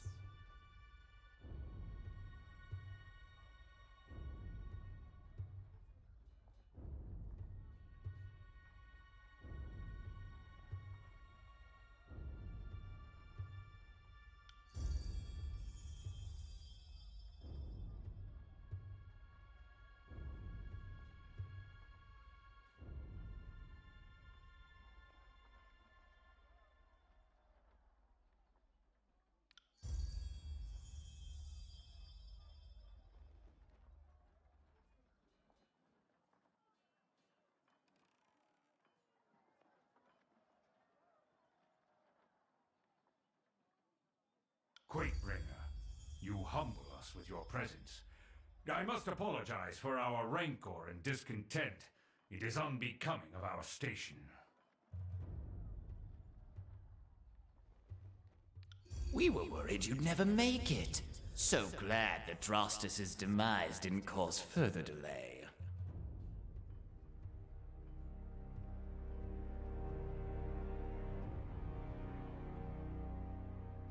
Once again, you bring us support in a time of need.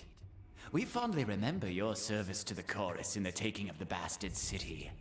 We knew back then you were destined for great things.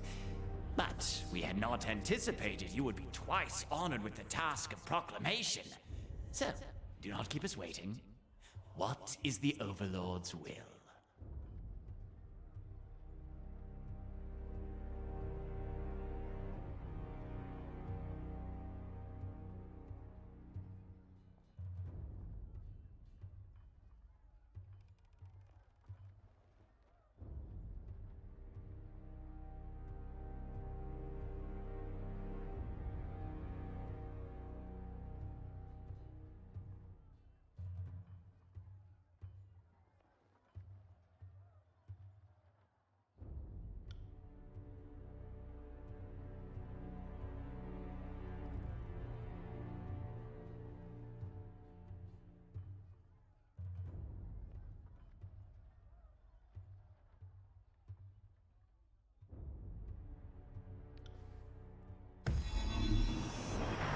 Ah, scrolls.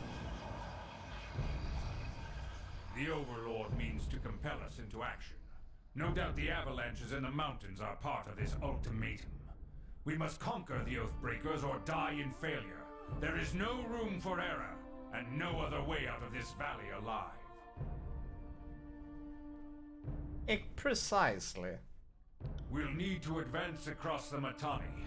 We lose everything if we stand still. And we move to back up Plan Green. The Earthshakers didn't make it over the mountain in time. So we do this the hard way. Over the walls instead of through. So, you found your backbone at last! Oh, we were worried past humiliations would make you soft, timid. That was a record for you, right? A baker's dozen lost in one sortie. If you had waited for the chorus reinforcements, maybe we'd have eyes and ears on the matter.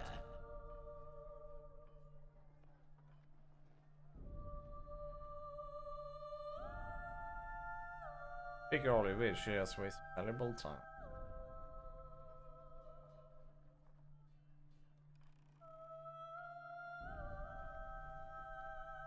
The Fatebinder is right. We're acting not as leaders, but as children.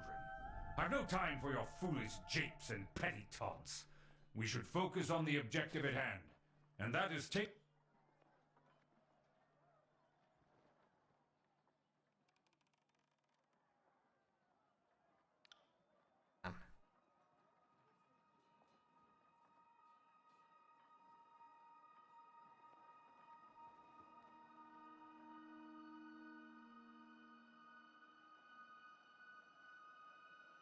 One second. Let's take a small break.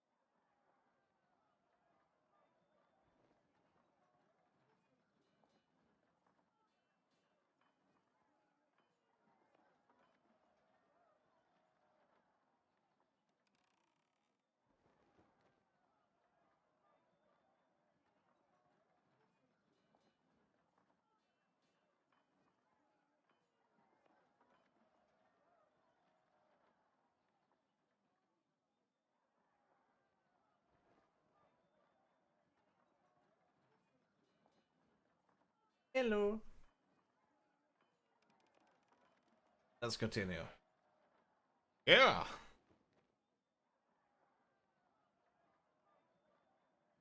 Our soldiers clamor for battle, and at last we shall have it. Thus, we command you to continue guarding the Fatebinder.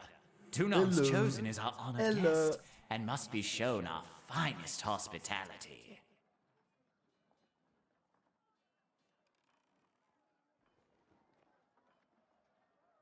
I cannot do that high pitch though. Hello. That's kind of like the best one that I can do, but I'm not sure. To me, it sounds kind of bad, but maybe it sounds better to you.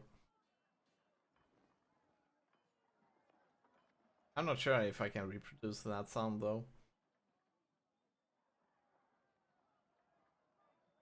I won't let you down, boss. He'll get through the campaign in one piece, as long as he doesn't do anything too stupid. Ah.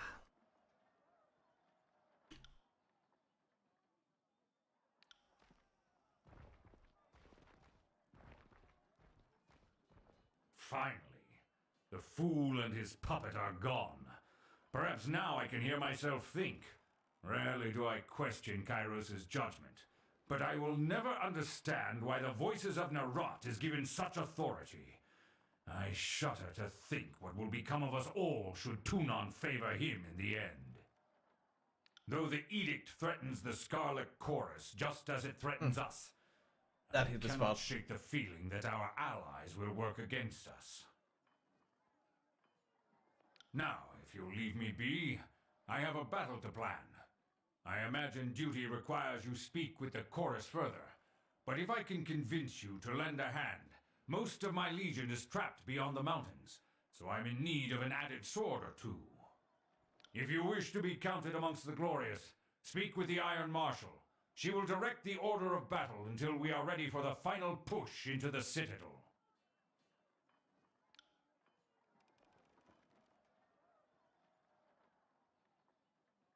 I would be honored to help. And what of Scarlet Chorus? How will they be helping?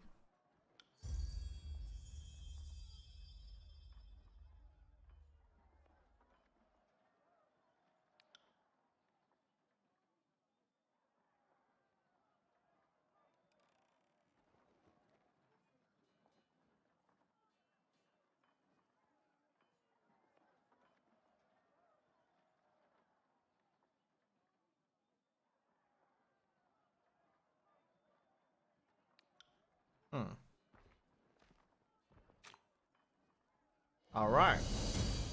So we proclaimed Kairos Edict.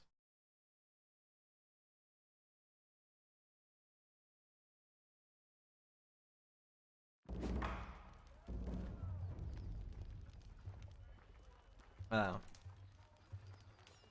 Yes.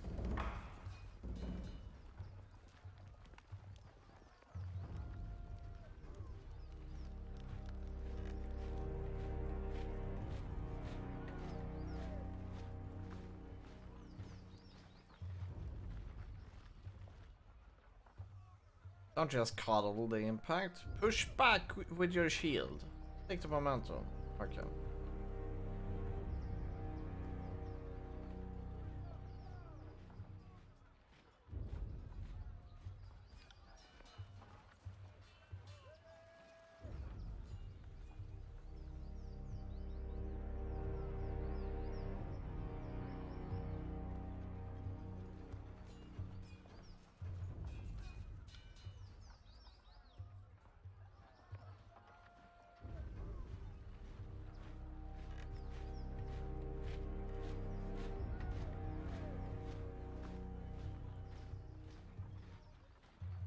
I have no right to give your orders,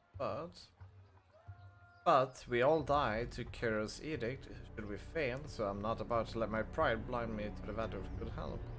Ah, good. They're all desperate because of the dying part. Cool.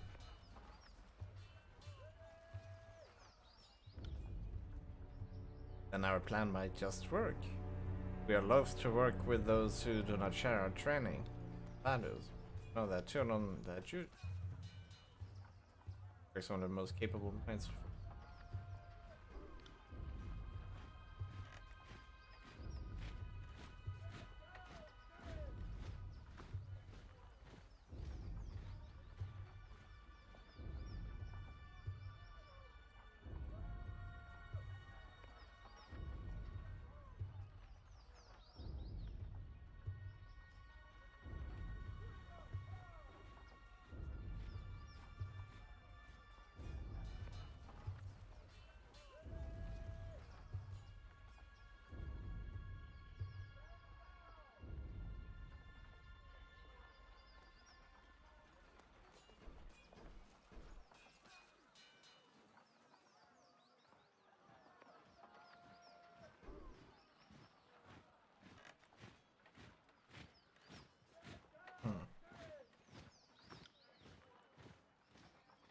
Fatebinder, the Iron Marshal has tasked me with keeping you alive, and I have no intention of disappointing her.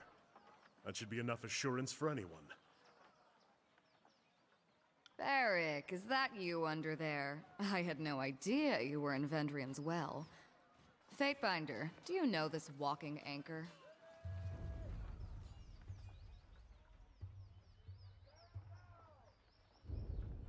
That can change. When the Tears are fully under our command, I'll take you to whatever passes for a watering hole in this forsaken country. We'll drink the local swill to honor the fallen. Forget the Fallen. I know a great brothel in Lethian's Crossing where we can watch something rise, then fall, then rise again.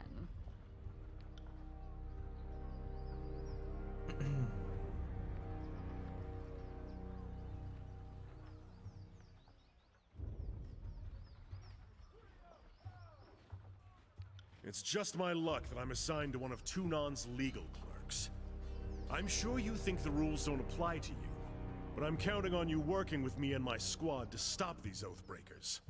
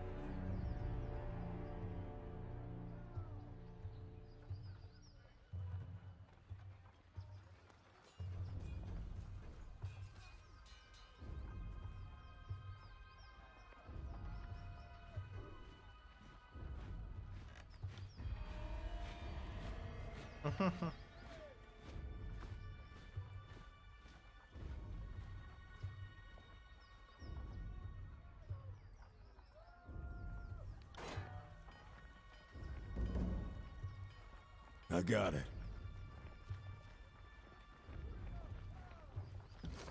So, what kind of weapons are you good?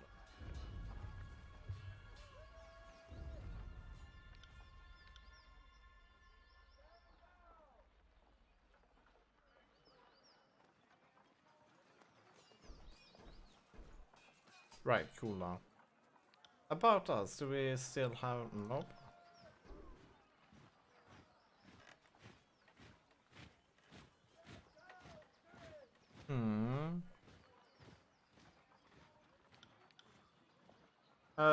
Dual wield. Okay, here we go. Two-handed weapons and one-handed. Okay.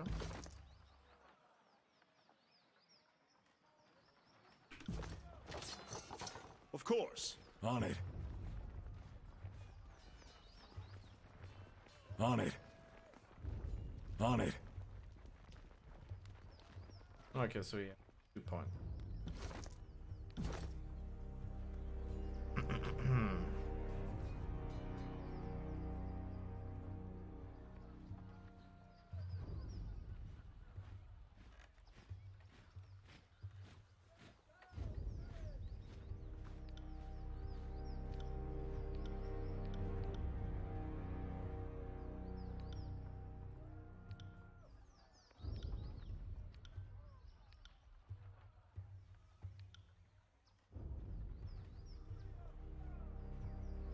Yeah, let's begin with that.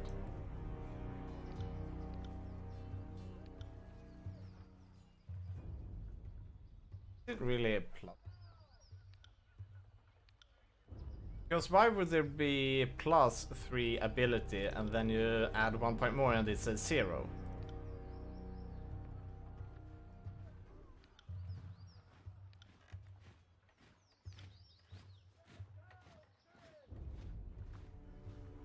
They should say minus.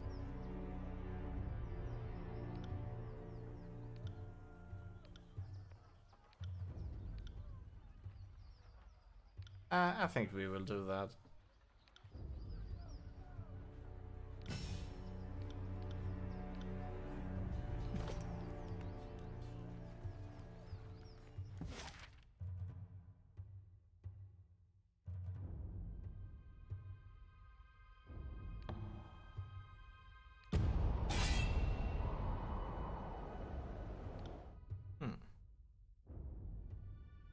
Encounter hype. Let's attack some.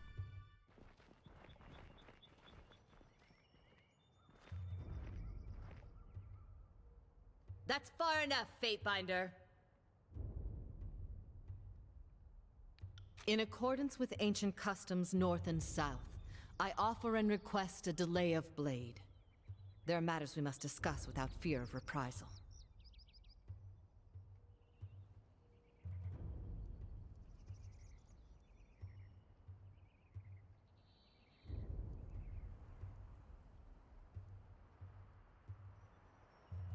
I am Ebb of the School of Tides, and today I speak on behalf of the Vendrian Guard. Vendrian Guard, who are you? Army of the landlocked realm of Apex, defenders of the central region of Tears, named for House Vendrian, ruling dynasty of Apex. Guard has a reputation for being resilient and stubborn as the mountains sensibly beaten by Kara's armies, forcibly to surrender. I advise caution, Fatebinder. Only thing more dangerous than a tearsman is an educated one.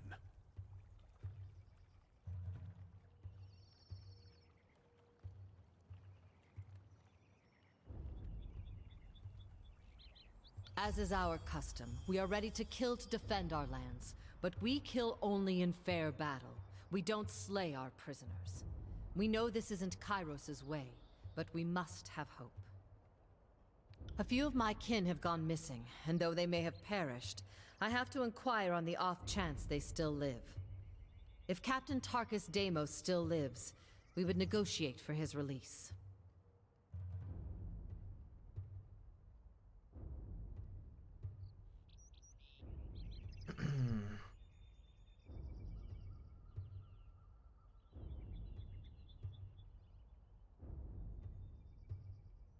Ah.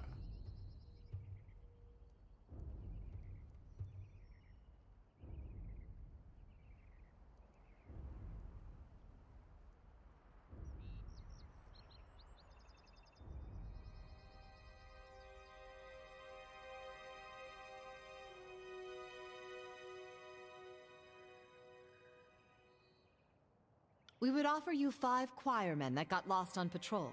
They're healthy, got all their limbs too. I would not have us barter with Oathbreakers. Certainly not for anything less than disfavored lives. You say there's something worth less than a disfavored life. Call me intrigued.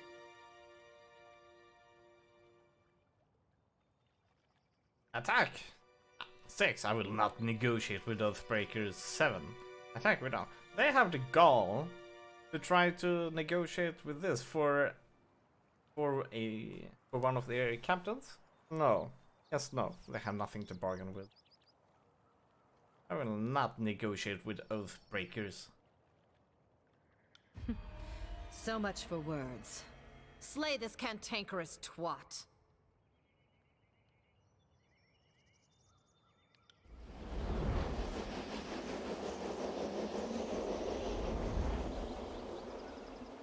I'm not here to make friends. I got it.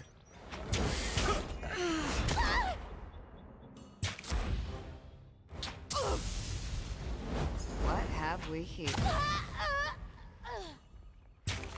Oh. There we go. On it.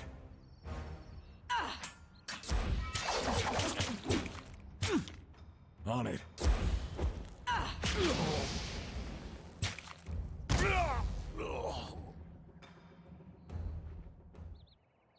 Let's be off. On it. On it.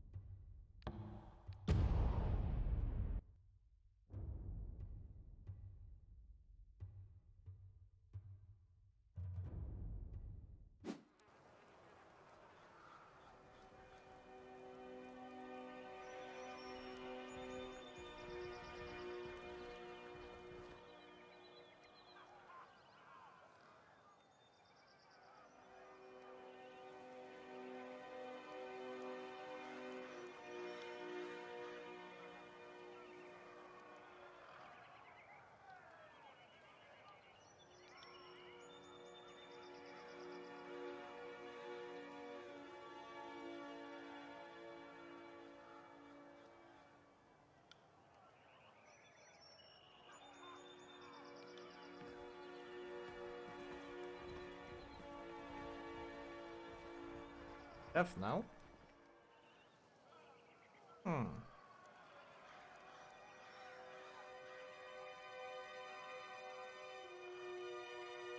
Returnal's Fate Binder.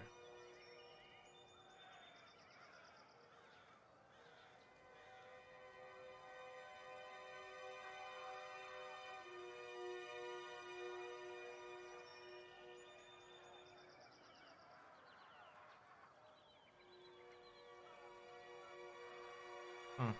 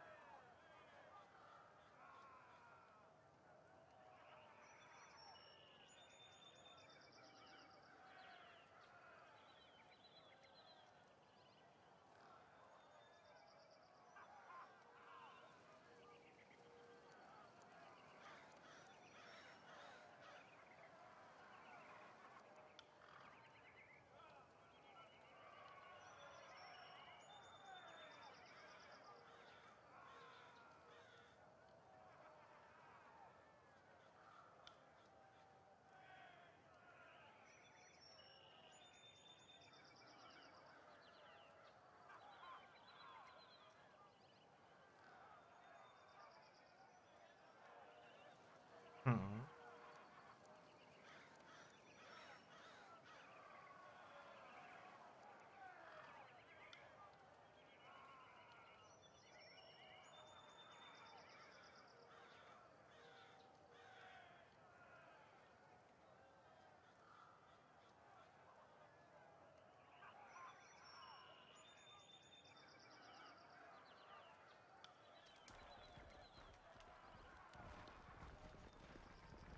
Hmm. I'd say.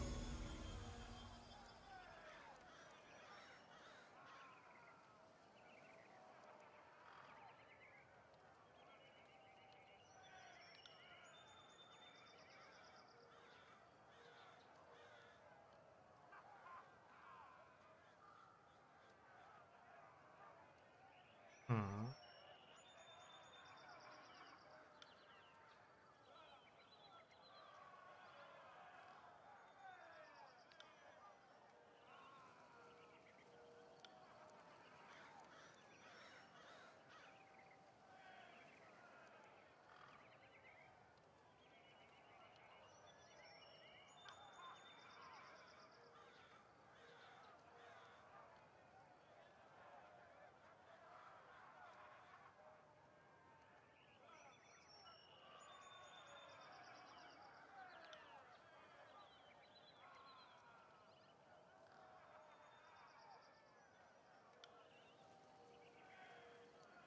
That's worth a All right. second glance. Do this. I got it.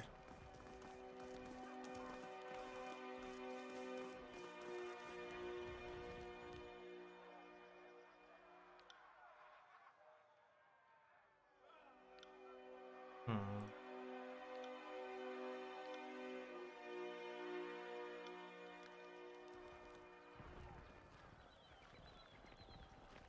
Let's see here. Who are we looking? Oh, no one in particular.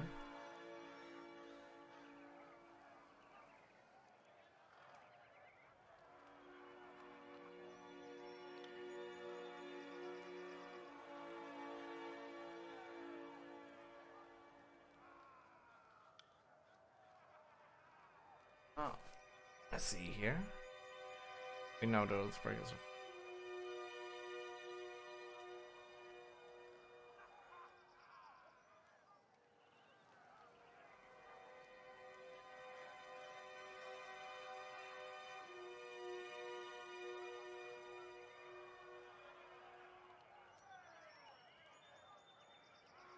Hmm.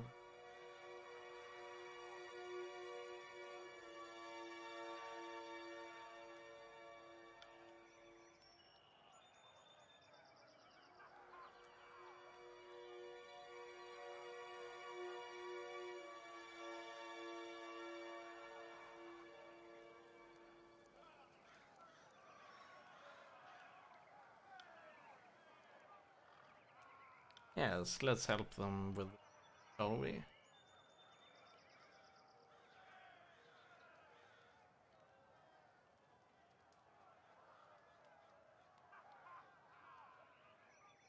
I will speak with a prisoner.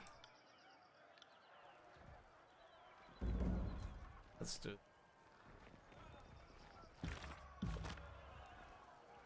Ah, varje alkelden. Oh, varje kel. Kanske.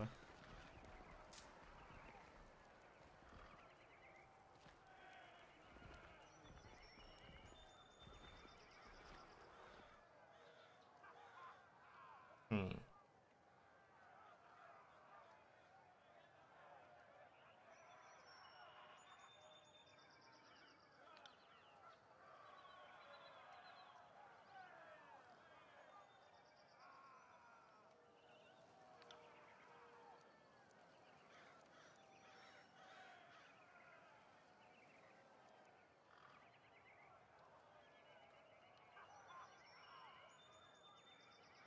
Oh, you want to guarantee welcome into chorus as a what? As a captain? Screw that. Then I'll talk? No way.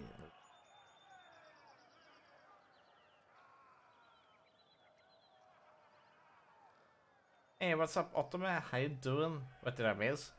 Not too much. We've been mostly getting ourselves familiar with stuff. This game has a lot of evil options. I notice. This game is a lot about being evil, and we like it.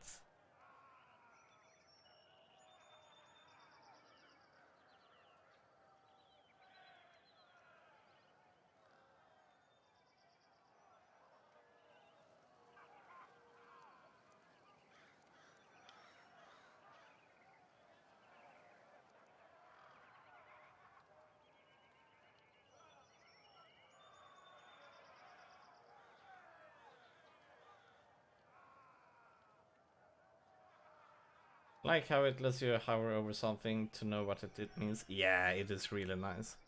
Younger realms, realms of Asia, Asia, Apex, Stalwart, and Haven, collectively known as the younger realm. This is actually really useful. Cairo seems to be their god. Overlord has considered powers anyway. Kairos can issue. Oh, okay, so Kairos is not a god, but some sort of mage. I see.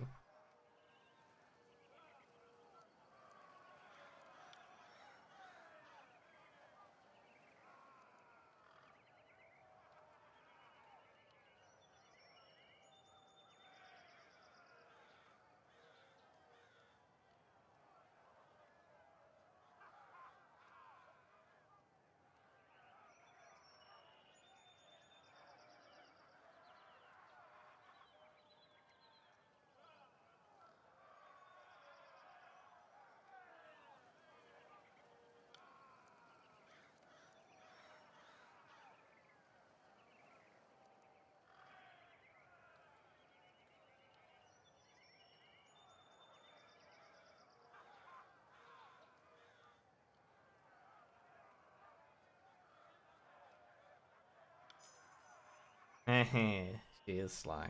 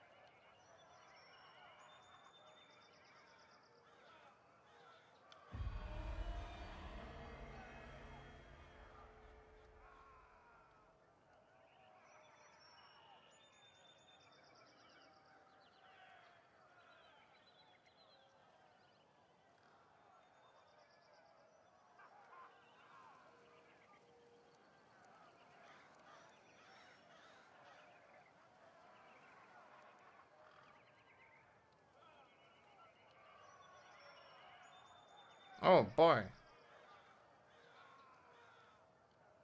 You're working. Wow.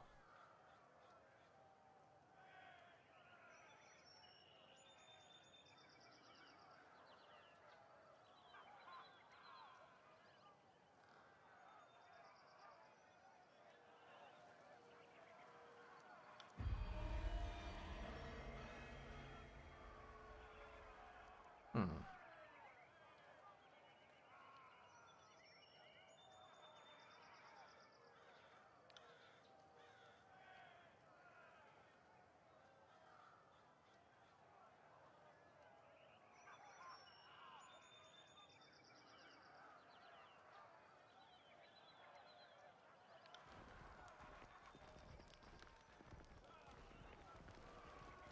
Hmm.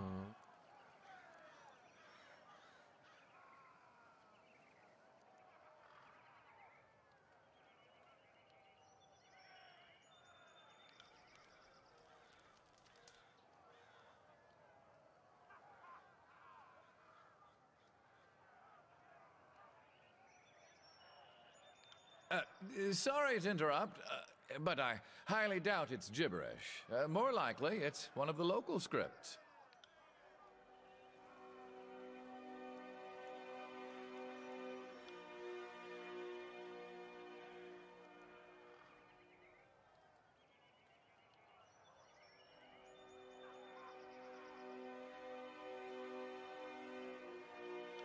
I'm Sage Lantry, one of the hired quills that was coordinating missives between the Vendrian Guard captains. They aren't paying me anymore and aren't coming to my rescue. So I'll decipher that parchment for you. That's what smart prisoners do, right? Make themselves useful? Well, let me see. I can't... Uh-huh.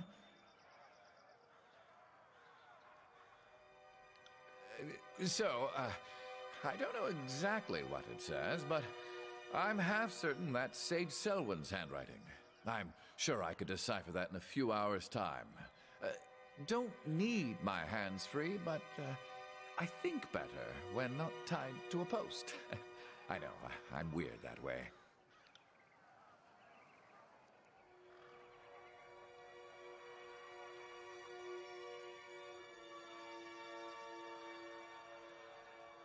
It makes sense. Yeah, it makes sense.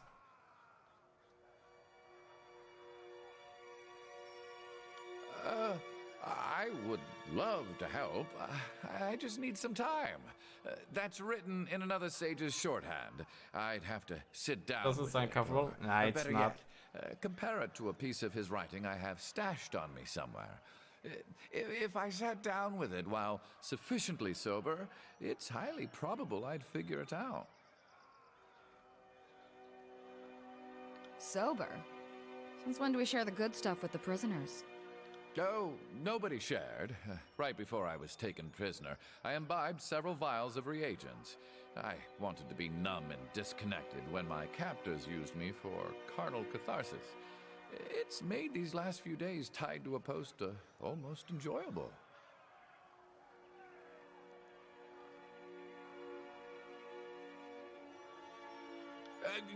Wait, I beseech you, don't dispose of me just yet.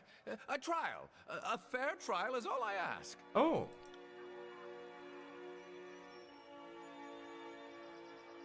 Fatebinder, I beseech you, be my advocate for this trial. I'm no fool, I know the chorus uses blood, not words, to settle these matters. But you are a servant of the Archon of Justice, are you not? Okay, since we're following Tyranny, or whatever his name is, he likes justice.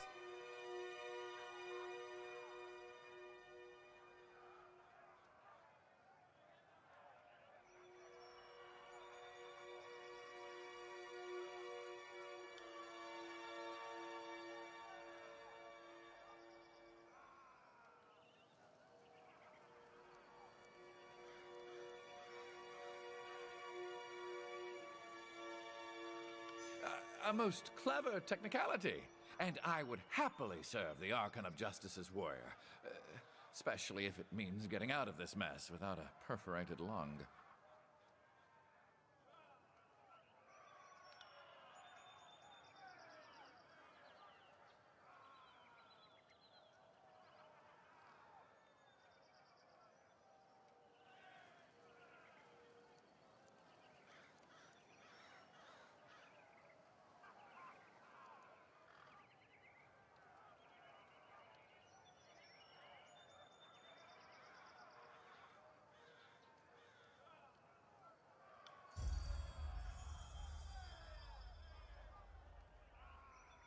Trial by combat is upon us.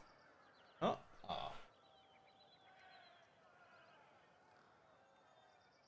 Game seems fun. I think I would play it. Yeah, this game can be a lot of fun.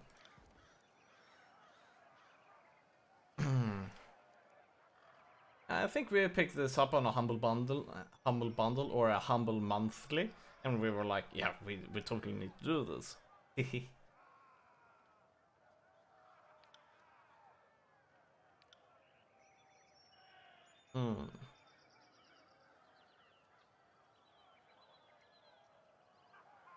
There are plenty of these kind of games, Ottoman.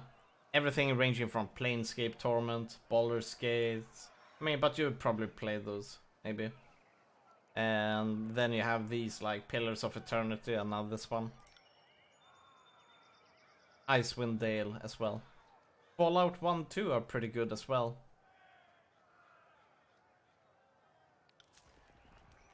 Okay, trial by combat. Let's do this.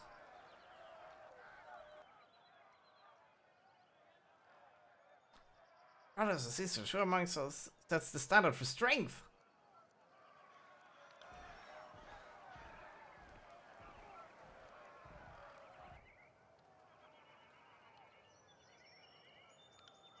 I am a sheep.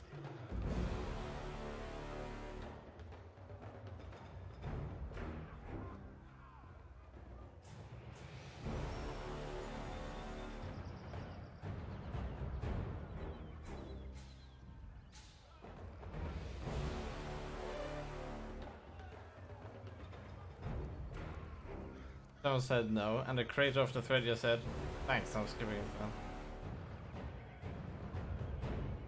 That's exactly how I feel sometimes.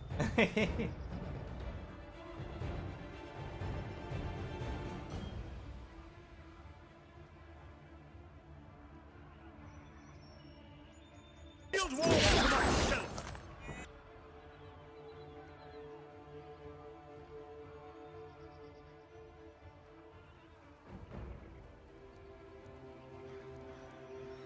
Why would someone skip a game like this only because it doesn't have romance options? I mean, something tells me they bought it anyways.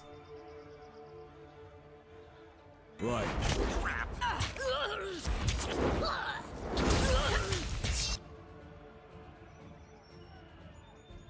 I'm actually wounded.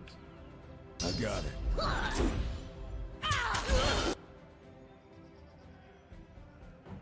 It makes it less appealing to some people. I mean, yeah, but sure. But the romance, which is in most games like Dragon Age and so on, it's like barely, you know, it's not a lot. It's sure it's one scene or something. There's not really a lot of romance, mostly sex. So I kind of have a hard time with that kind of stuff. Like, is it because they want? Nah, I find it to be, you know, I find it is such a farce.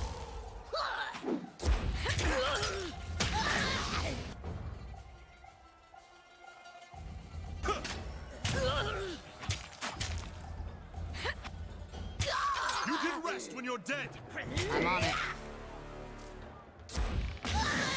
Oh shit! I don't know. What? As you command. Oh, looks like I will aid you. I fell in battle.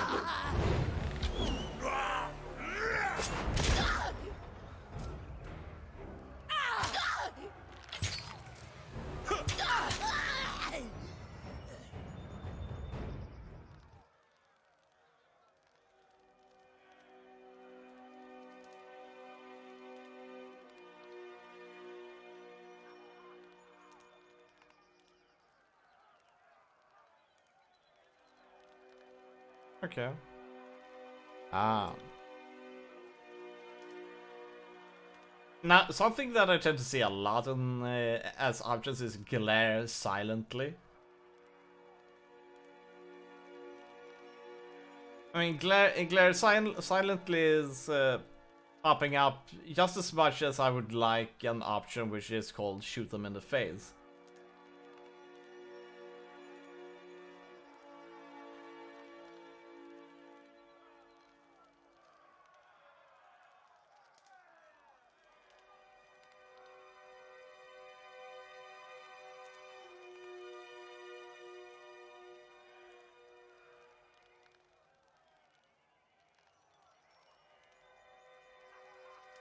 Because has a rather bloody definition of the word trial. Oh shit. So a trial should be lies? Oh boy.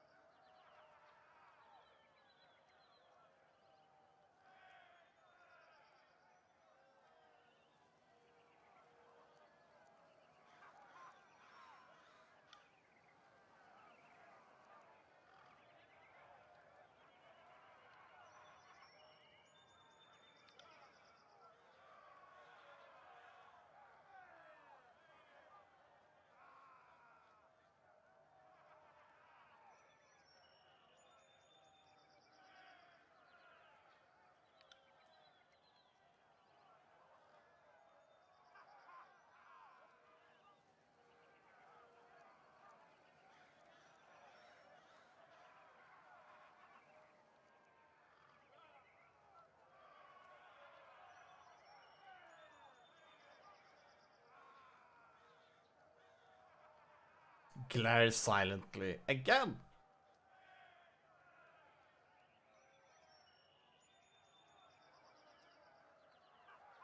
Do you think I'm an idiot who sent you to kill me? Wow.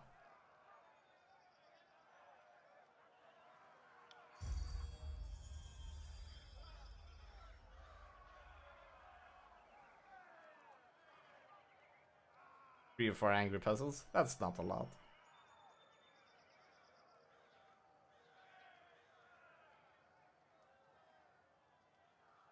Hmm.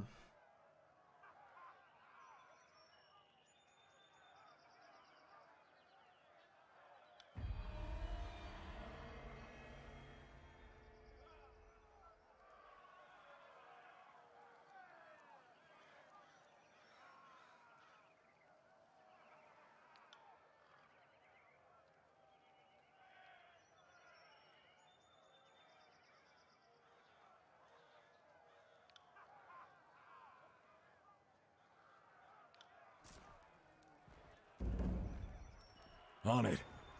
Hmm?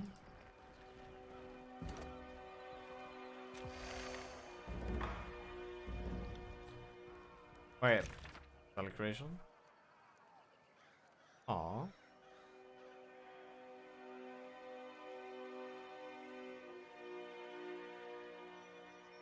Hmm.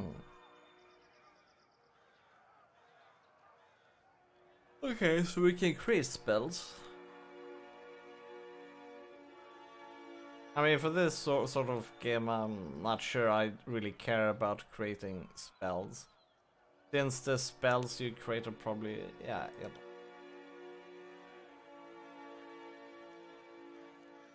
I mean, it will mostly be if it's chain, if it's a cone, you know, AoE, maybe it goes in an arc. It will not really be about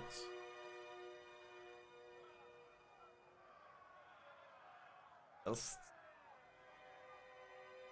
It doesn't really have a lot of freedom, if you ask me. You're not really creating spells.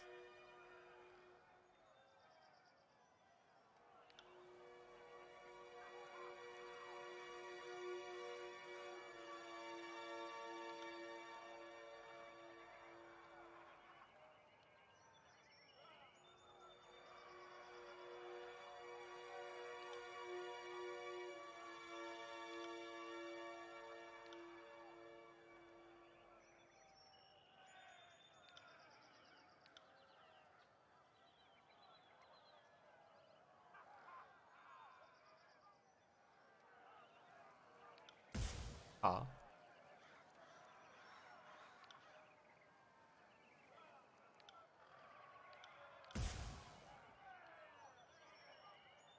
I already have shard fist.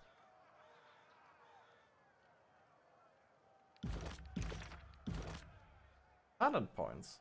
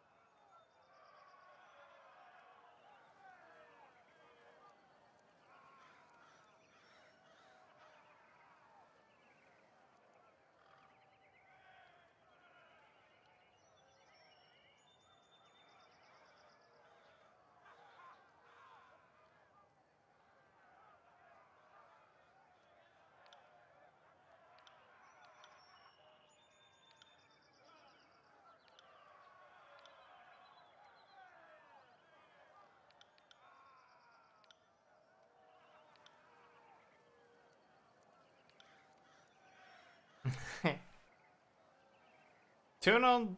Okay, nice. So tune on is just an Archon. Okay.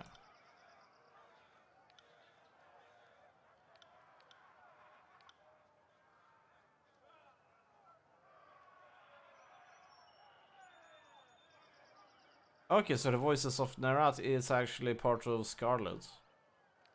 Ah, I thought the voices of Nerat was one of these factions, but it's not.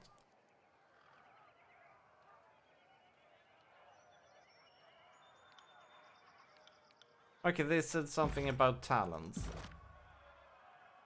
This looks like the talents. Then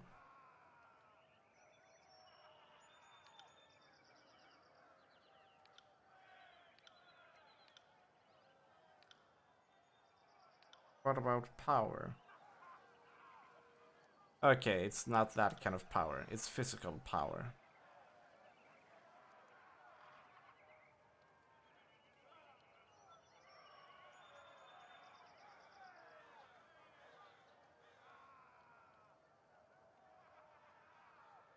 More spell slots, channel bursts of energy.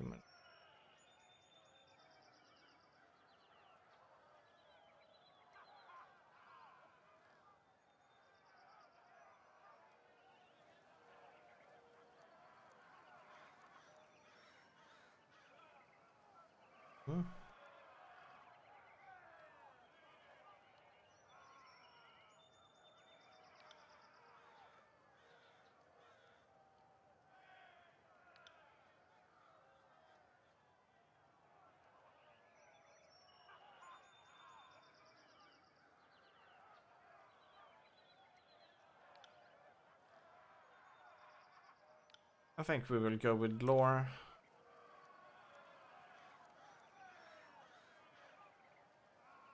Energy shields seems interesting.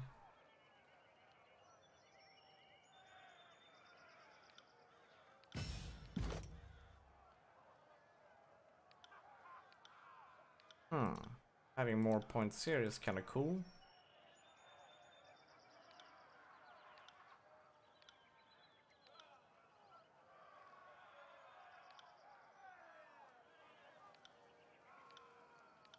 Not sure about the accuracy thing, but accuracy is important. Even more important than spell cooldown for now.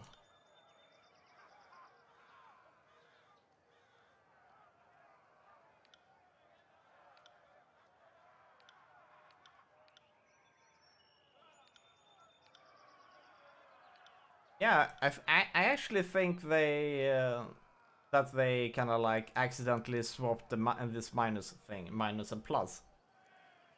Because if we went down to 9, it said plus, and now it says minus, and that is not true. So quickness is important, so let's add it.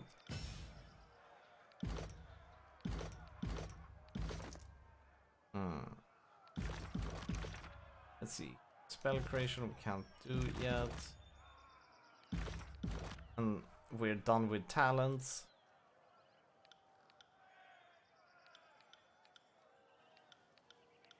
Okay. Punisher, eh? So, requires one talent, increases 1 and 200 weapon melee.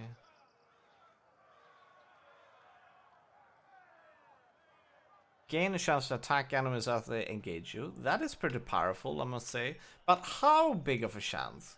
30% chance. I prefer 100%. Fierce demeanor. Barrack becomes intimidating and force, but have the resolve reduced. This could be good since this makes them less good against magic. But let's focus all on offense first.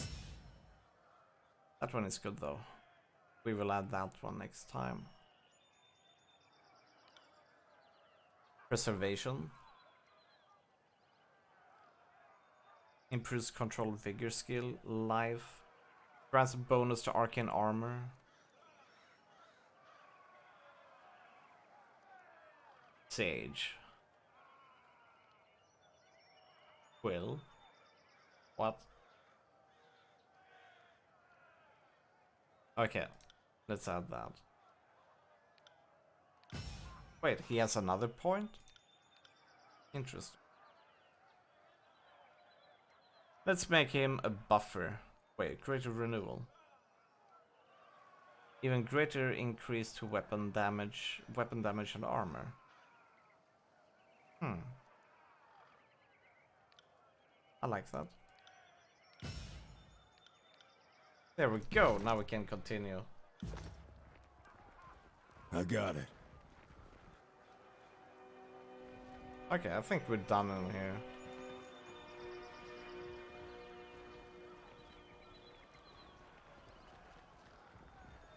Okay. Side quest.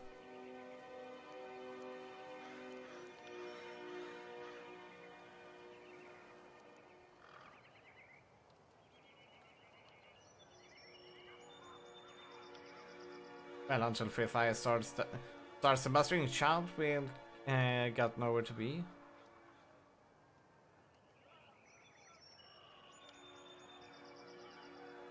They're probably a Lord Binder. Captain Fuckwit here seems to be about to balk from this challenge. I think just because he used to run a ship, he qualified to run a gang.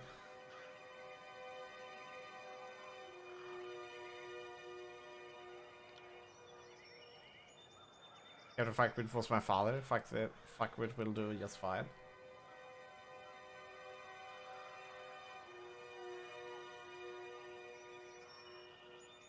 I think there's room for romance as well, as long as... But it should not... But kind of like people being like, what? There's not romance in the game? I'm not gonna play it then. Then you know that... Then you have to ask yourself, it's like, what are you actually playing then for? As long as I can skip it.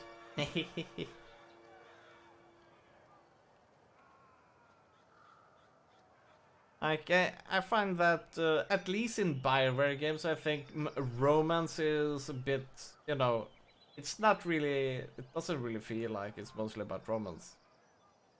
To me, at least. So, but I really liked how it was done in Baldur's Gate. That kind of like felt like good romance stuff. But when it comes to most of these cinematics, it's kind of like, we need to add sex for it in order to be a romance, you know, kind of stuff. They're like, you don't really need to go the entire way. You could always ignore it, which was the only reason why I was able to play through them without puking. I mean, I really liked the drow romance in Baldur's Gate 2. That one was pretty interesting.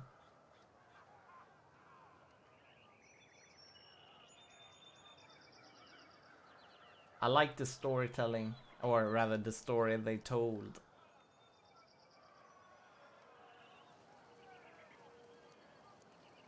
Let's see here though. Not this one. I'll let you all fight this out.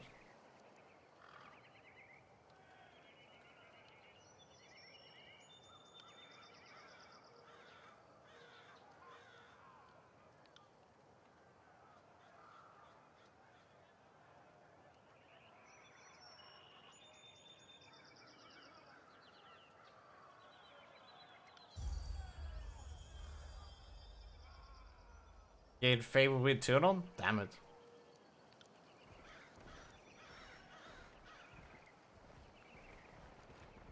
Oh well. They will suck it up. Kappa. Let's go to actually where we're supposed to go. We've been there for far too long.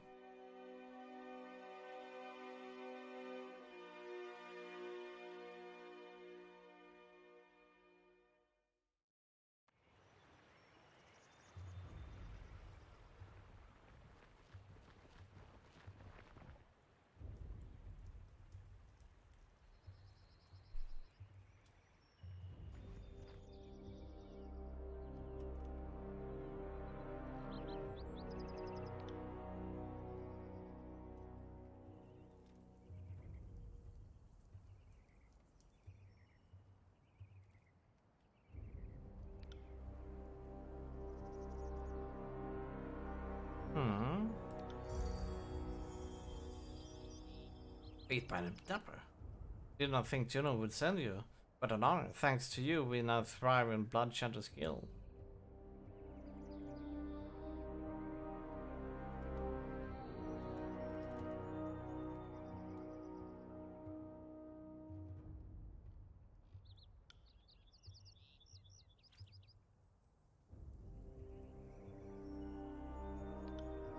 His way across the whole down river is burst up. The Cosmatani has followed the bridge and most everyone on it.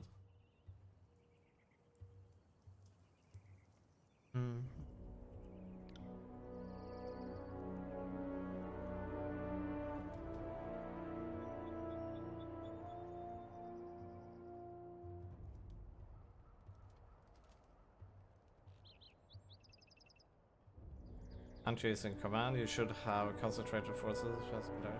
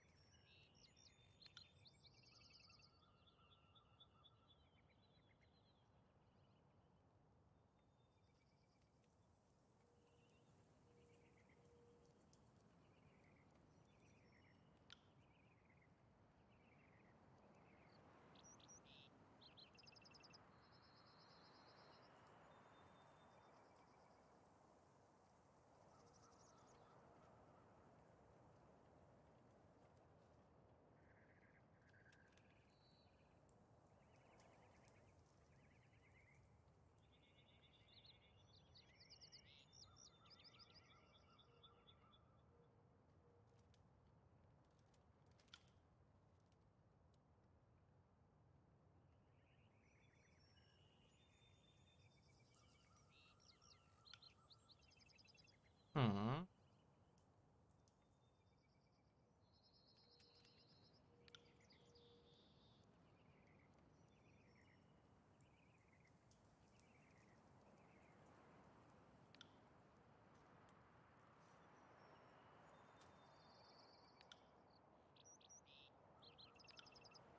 All right.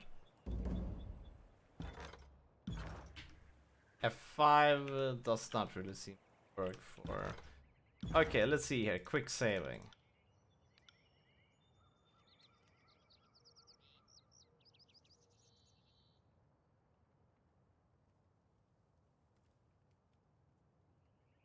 Hey, where's my quick save? Game. This is not quick save.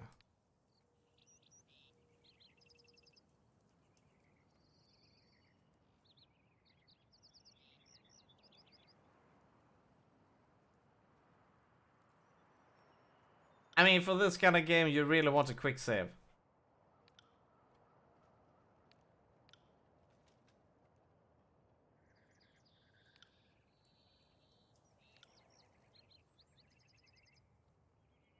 Wait, what? You have a quick load. Where is F6 is quick save? How can I change this?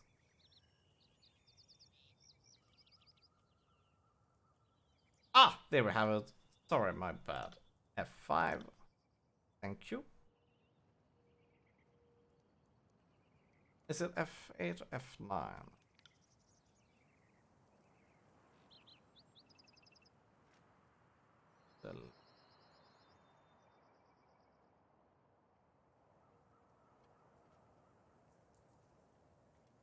Okay.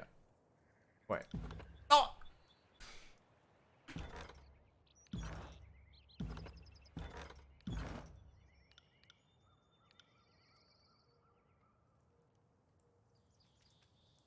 Actually, why not? Right.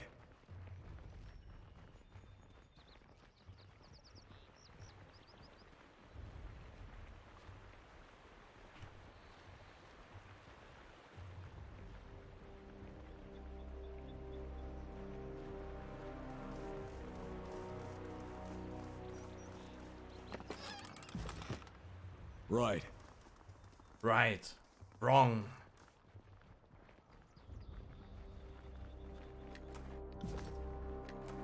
See that?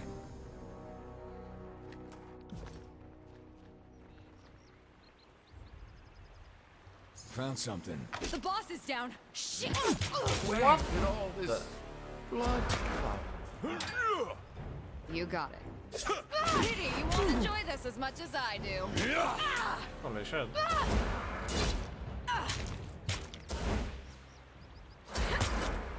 You got it. Dude. Holy shit. We're getting wrecked here. Seeing an awful lot of red. Count on it.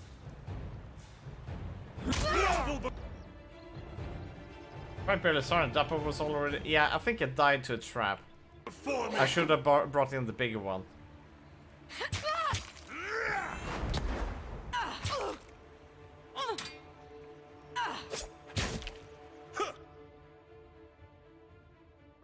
I took 73 damage just like that, out of nowhere. It was kinda interesting. On it. Like that trap. Holy shit.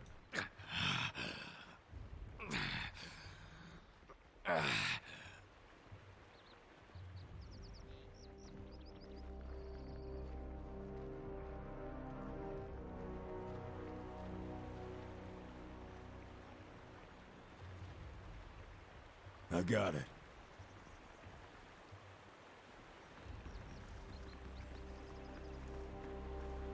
Affirmative.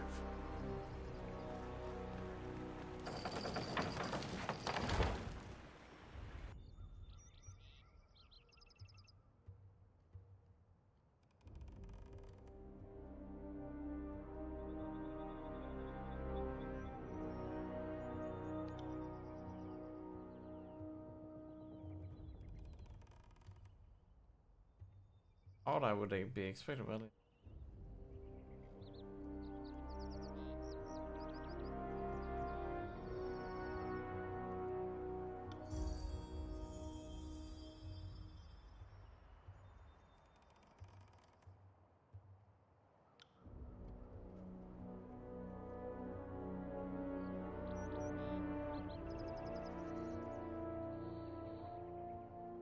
Can Dapper voice act? There's too much text for that. I did some earlier, but I get burned out quickly.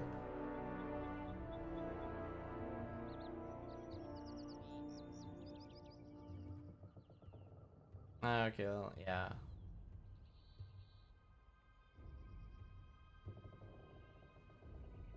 Hmm.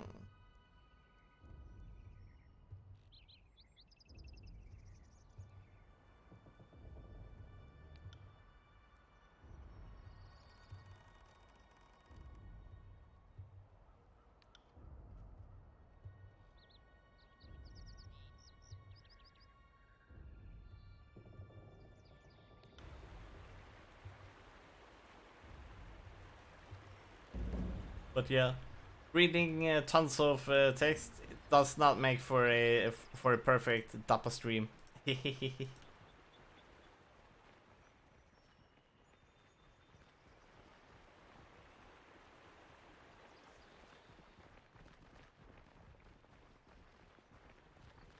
Will do.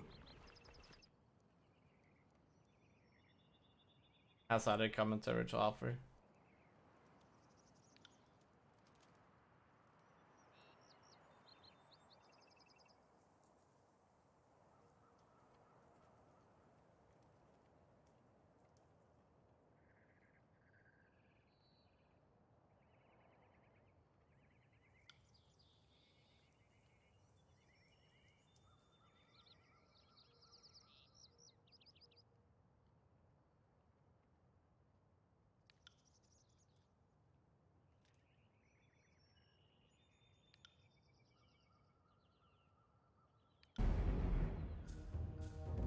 Yes.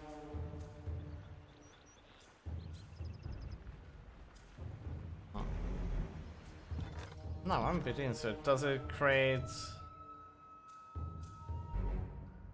Are these quick saves?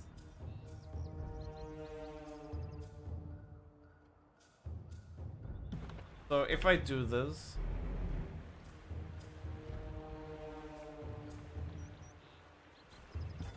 How many saves do I have now? About the same. But if we could sail across where your character was heavily armored, we would probably sink. Oh wait, what were we supposed to do?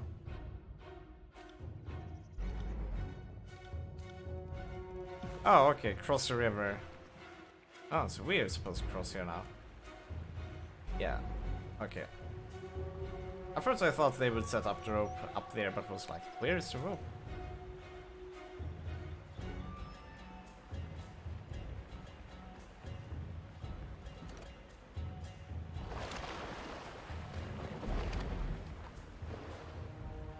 On it. Send them at me in flames!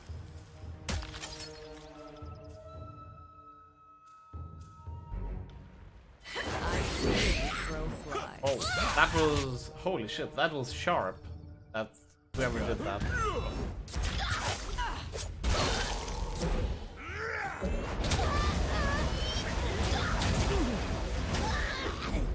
Oh, where am I? I'm standing over there.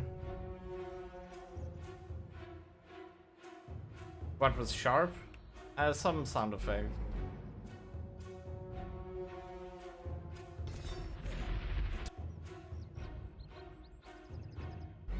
Sorry about that. Will do.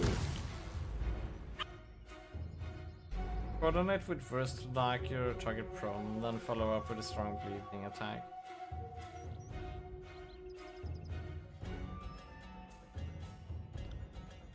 On my command.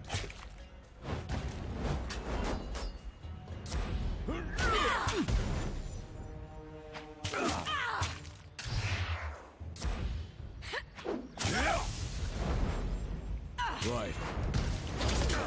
This weapon is useless. This what I'm tapper well, if there was a mango. Kappa.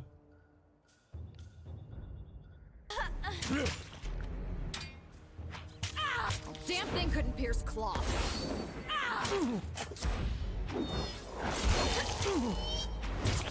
I never had a chance. I'll tear your skeleton out by your ass.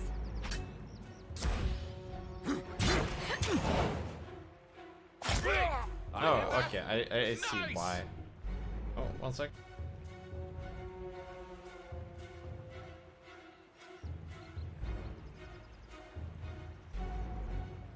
Unless you really think it is a banana. Ah. On it. We're going to have an interruption soon. Kairos' butchers have come. A dinner break. Is everything okay? Yeah, just dinner. It is the dinner time.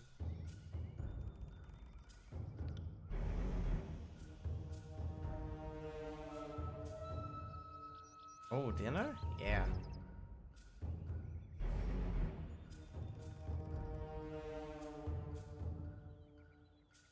More tallies to the buddy count. Oh, that was Oh. fucking hurt.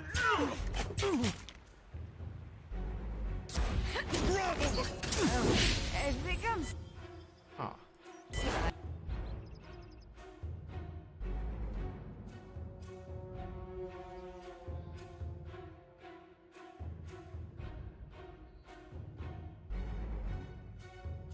I see you there. Nicely done. Will do.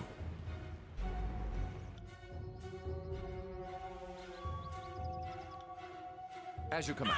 No. That should have been put on him. On it. I got it. I'm so dead. But don't worry, Dappe is pretty low damage dealer at the moment. Move! I'm trapped in place! Wake me up when it's over.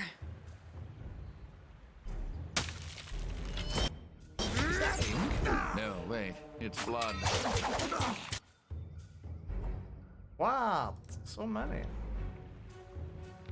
Where did all this blood come? I really don't like his sword and board. I really want him to use Everything two-handed. hurts. He is like 0 damage.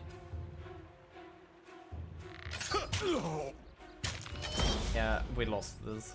We don't have enough damage output. Graven Ash protect. That ain't no blood. Someone staunch Yeah. my bleeding. So we're going to load that, and I'm going to eat.